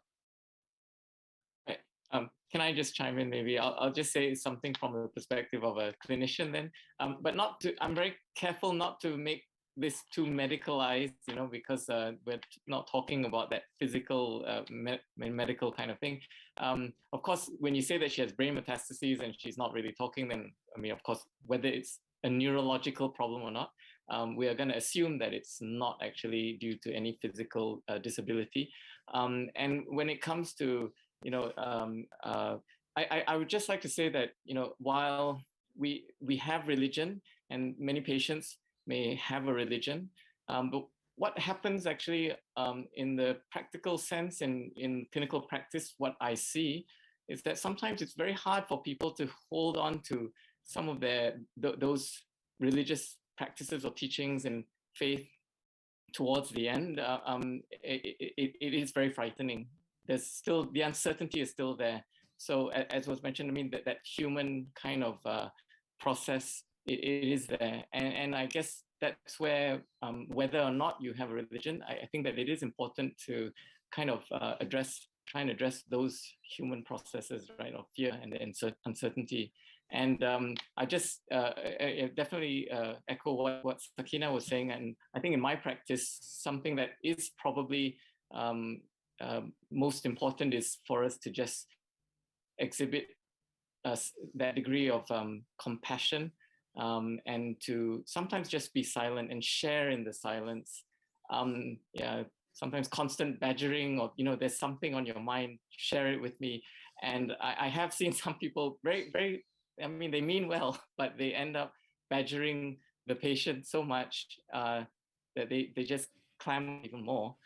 So I think if it's possible, even in the COVID wards, what we had tried to do, even though we're in full PPE and wearing all this protective gear, we do try and have some physical contact, putting our hand, in theirs, to let them know that there is this human kind of contact to reduce some of the fear. I don't know how fearful it is actually, because I sometimes can't imagine how scary it can be.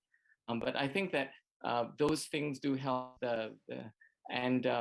So if I mean, they don't have faith, but maybe the hope and love actually is still important, and I think that those two things, the gap, those gaps in their spiritual needs, right? The one, the gap of love and a positive regard, I think is very important. So we need to always show that compassion and provide that care, so that we can tell the family also to do that, and just constantly just be by their side and just allow them and give them that time and listen. If they do say something, just listen, right? And if we can help them to try and find some meaning, then that would be good as well. Thank you. Thank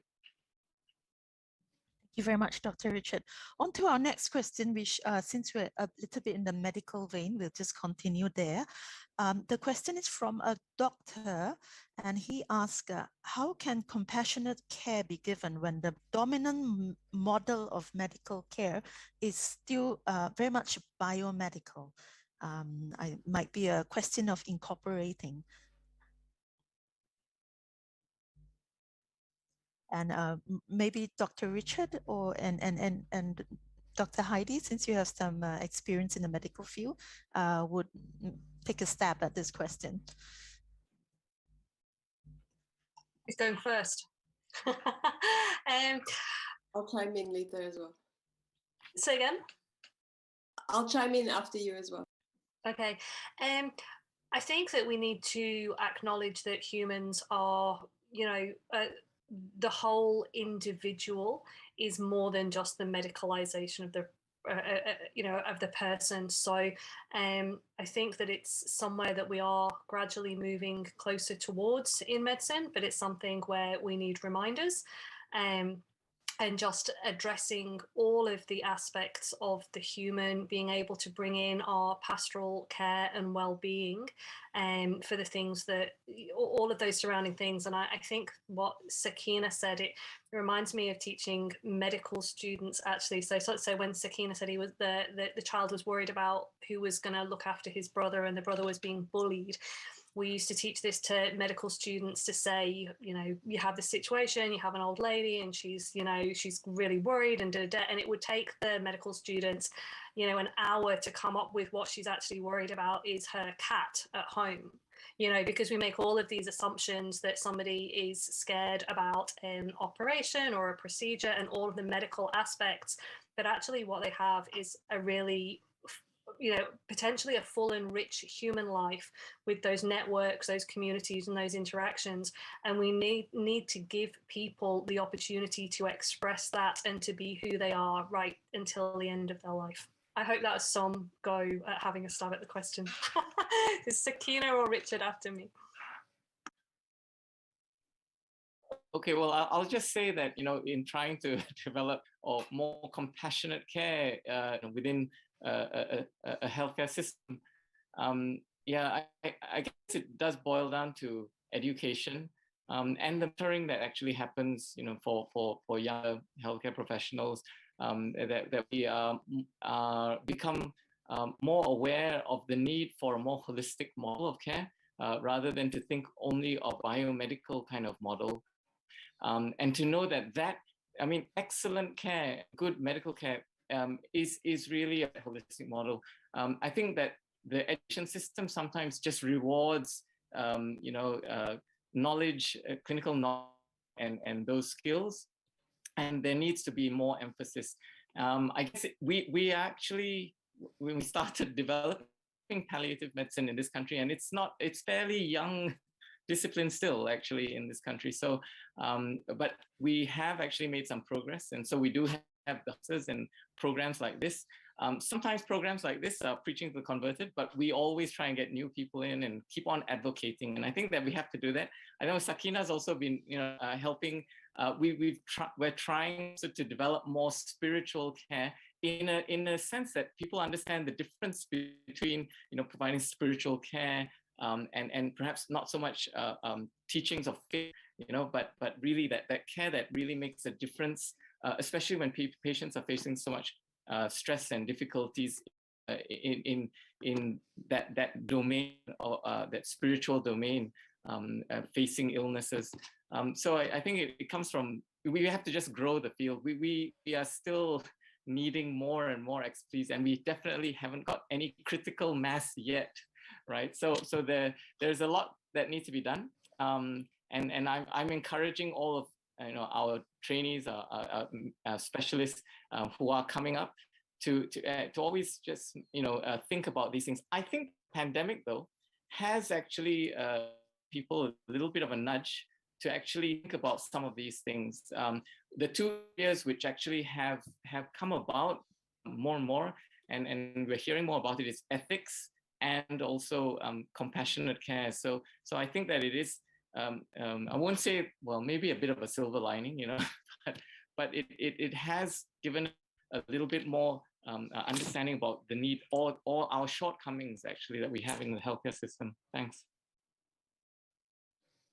I'll just add briefly that one approach in bringing spirituality and compassion more into the healthcare industry, even this year, the theme for the spiritual care / pastoral care year was evidence-based research and like chaplaincy in research and stuff like that. So one way is like there's a drive of trying to quantify this field in the language of healthcare, more research, more, they want scales, they want rating, they want ranking, they want to measure before and after. And yet, on the other hand, there's also a push for that sense of comfort with the unknown. The more we talk about the mystery of life and the mystery of the unknown, of the soul, of compassion and love, like how do you measure all of this? And again, and on the other hand, there's like the Mass Janjat Big Hospital set up Institute in Compassion, Institute in the Art of Healing and Love and Radical Love. So there are movements that are trying to, in a way, science turn this measure love and compassion. And in my approach, it's sort of a bit of both. And I don't want the industry to end up turning it just into this like numbers thing, and you lose sort of the spirit of what we're trying to do. And at the same time, I really am supportive of what, like Dr. Richard saying, bringing this back into education. In Stanford, we have a class for the medical students called the Art of Healing, Spirituality in Healthcare. But it's one class in 5 years of medical school, and it's not mandatory, it's an elective. So the more, I think, going back to that level of education and compassion for themselves, all this like moral distress, physicians are the highest number of like success rates in their own, taking their own lives. So the compassion for themselves, the healthcare people themselves, compassion for others, education, funding, money talks. As long as we're not putting money into research, into training, into developing in this field, I think that's a big challenge that we face. And that's also why we're here. Like you said, preaching to the converted. And although we're not into converting, the one thing I am passionate about is converting to compassion. And I think that cuts across everyone. And I believe we're all here sort of agents of that compassion and radical love that you were saying. Thank you very much, Sakina. Moving quickly now to a question I think that must be asked because it's asked every year. The euthanasia perspective. We invite everyone here to give their perspective and their opinions. At the end of life, it is an ethical and moral question, and with both definitive and undefinitive answers, depending on where you are standing. So perhaps we can start with Father Clarence. I think we spoke a little bit about this last year on euthanasia. I will come clearly from the Christian perspective.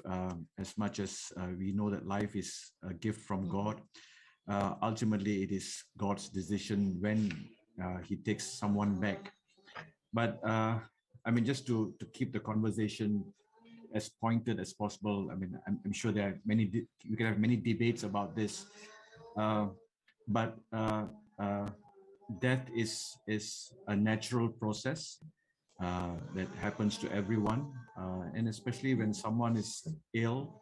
I think it is the responsibility of both the medical and the spiritual people who are involved in it to make that transition as smooth as possible. But ultimately, from a Christian perspective, that it is in the hands of God. And so the idea of hastening death is something is not compatible with the Christian faith. You cannot do anything to be the cause of death or to hasten death, but to allow that natural process to happen and to make it as smooth and as painless as possible. That's where I think the medical technology comes in. So for me, that's where I come from a Christian perspective in a nutshell. I can do a nutshell. My nutshell is, as a humanist, and the humanist perspective believes that it should be an entirely autonomous choice. It's often the most kind and compassionate way of dealing with people at the end of life, if they, as long as they are not coerced, as long as it is truly voluntary, if clinicians are available who are willing to do it, and similarly that they are not coerced and that they are volunteering, and that there are suitable safeguards in place, then we are very much in favour of allowing people to make that autonomous choice for themselves. Thank you very much. From Buddhist stand to the euthanasia, usually don't generally don't support that. The main principal reason is in any way one cannot be in any cause or conditions of anyone's life.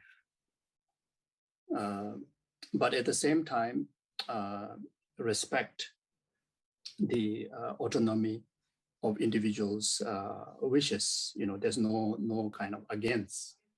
There's no against, but at the same time, not fully not agreeing. In particularly in my own stand, based on the Buddhist stand, the legislating, making law of euthanasia, for me, I feel difficult to accept, because that kind of makes individual victims to, be so easy to take life.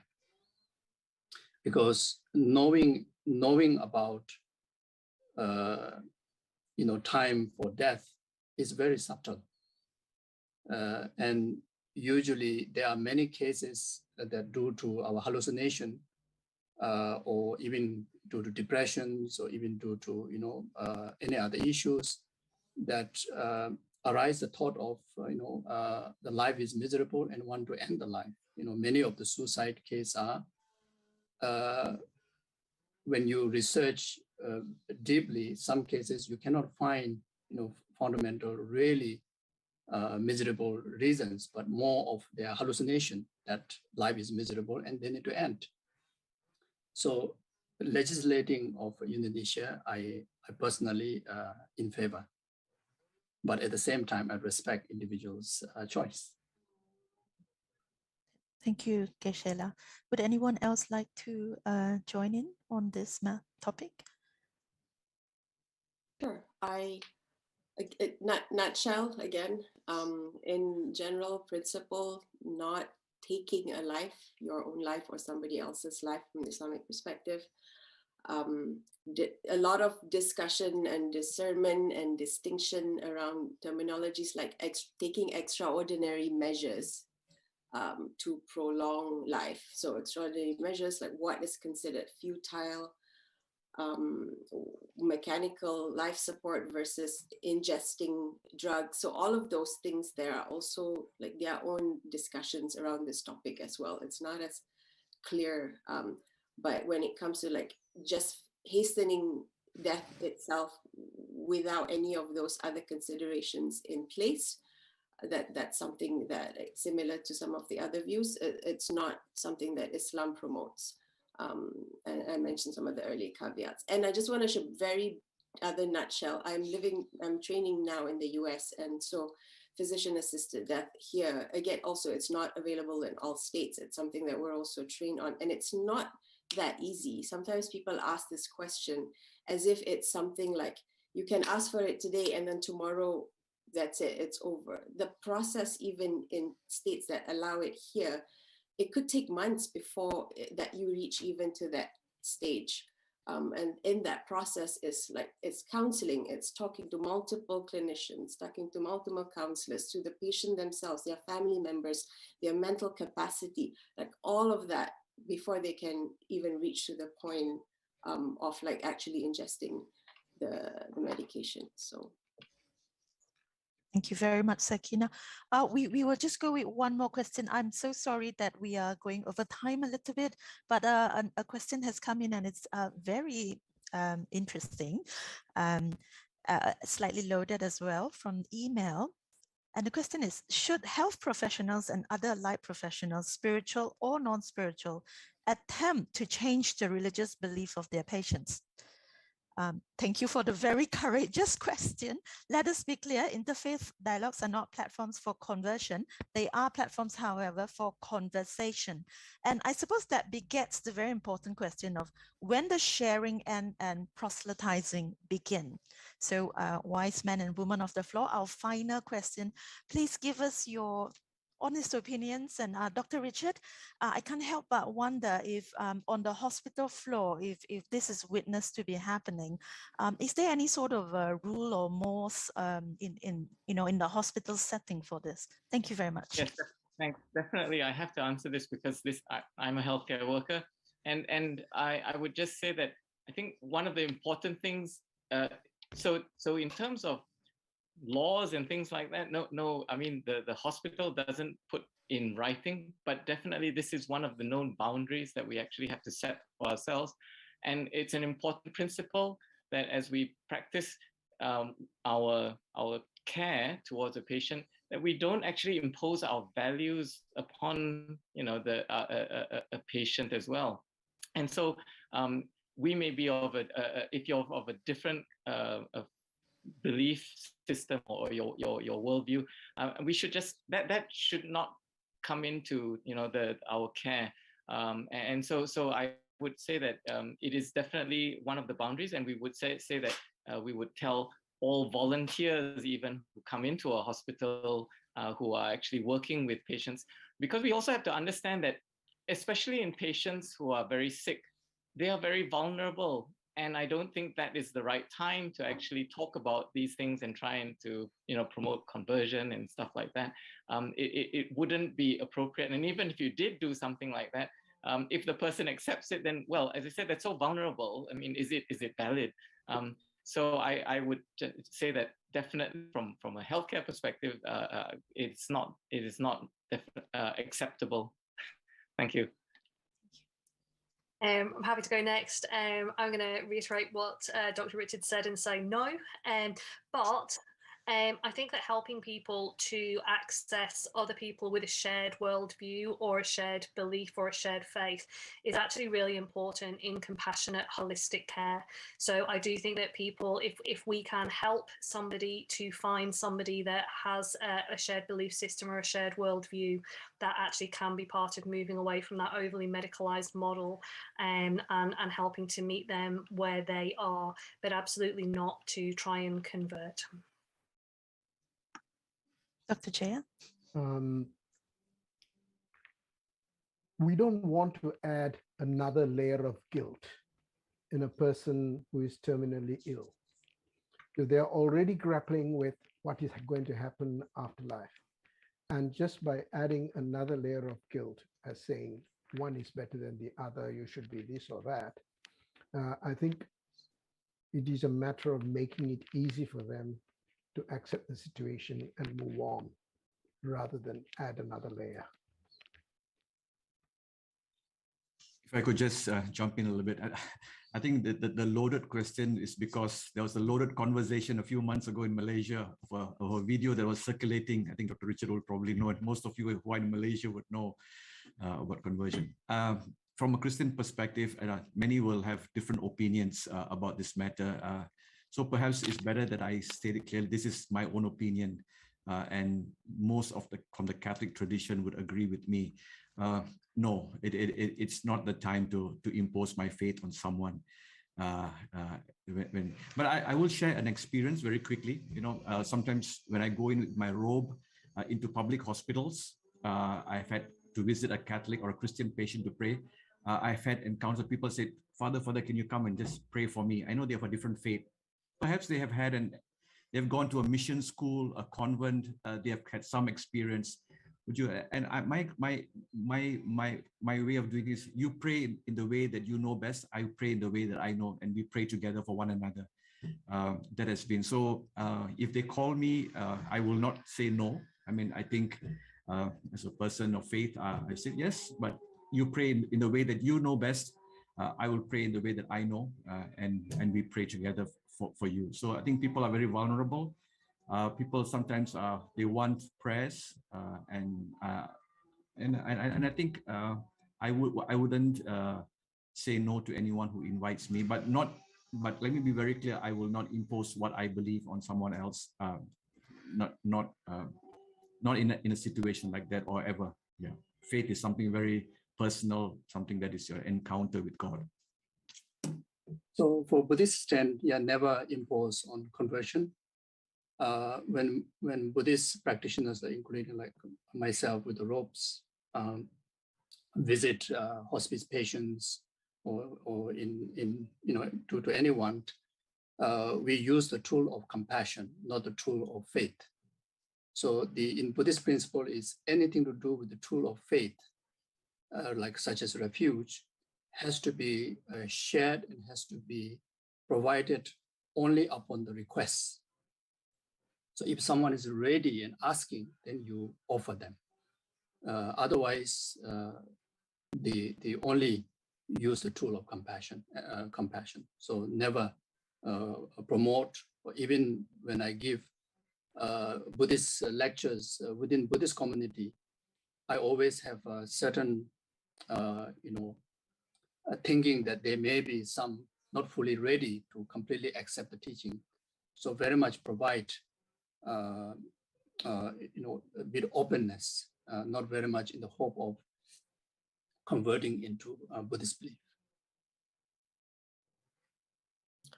I'll add also, no, that's not the approach that we have clinically or even spiritually, religiously, in imposing a conversion, especially in a situation of vulnerability like this. Funny question also, like what happens when the patient is trying to convert us, the healthcare practitioner? I've had that happen multiple times as well, and how you navigate that conversation. And then also, ethically, what happens when it's between family members? So for like in a clinical context, if a patient has clearly said, I don't want to be baptized, for example, my personal experience with patients like this, and the family member is insisting, I want my father baptized before he dies, the hospital chaplains, even the Catholic chaplains, are not allowed to come in and then baptize the patient in that situation. If the family brings in someone external and they do their own thing, we don't stand in the way of that. But it's not, I'm just trying to emphasize, like, this happens also not just from the patient or the healthcare worker, but something we need to be aware of when we're supporting family members who may be of different religious or spiritual traditions. And this dynamic may exist there. And how do we help them navigate that while maintaining the patient's own autonomy? Thank you very much. Thank you very much, Chaplain Sakina. And thank you for staying over time. And thank you to our people in Zoom as well on our 4 social media platforms in several countries and listening in different languages in their translation. We are come to our end of our interfaith discussion. There's never enough time in such dialogues to explore such profound topics. But if you have more burning questions, just give us an email or look for us on social media, and we will try our best to get back to you and link your question to some of our speakers for extra resources, etc. You can give us an email as well. To close our dialogue, I would invite everyone to please turn off their cameras so that we can take a picture with our wonderful speakers and guests. Sally, if you may take over for photography. Thank you. Please give us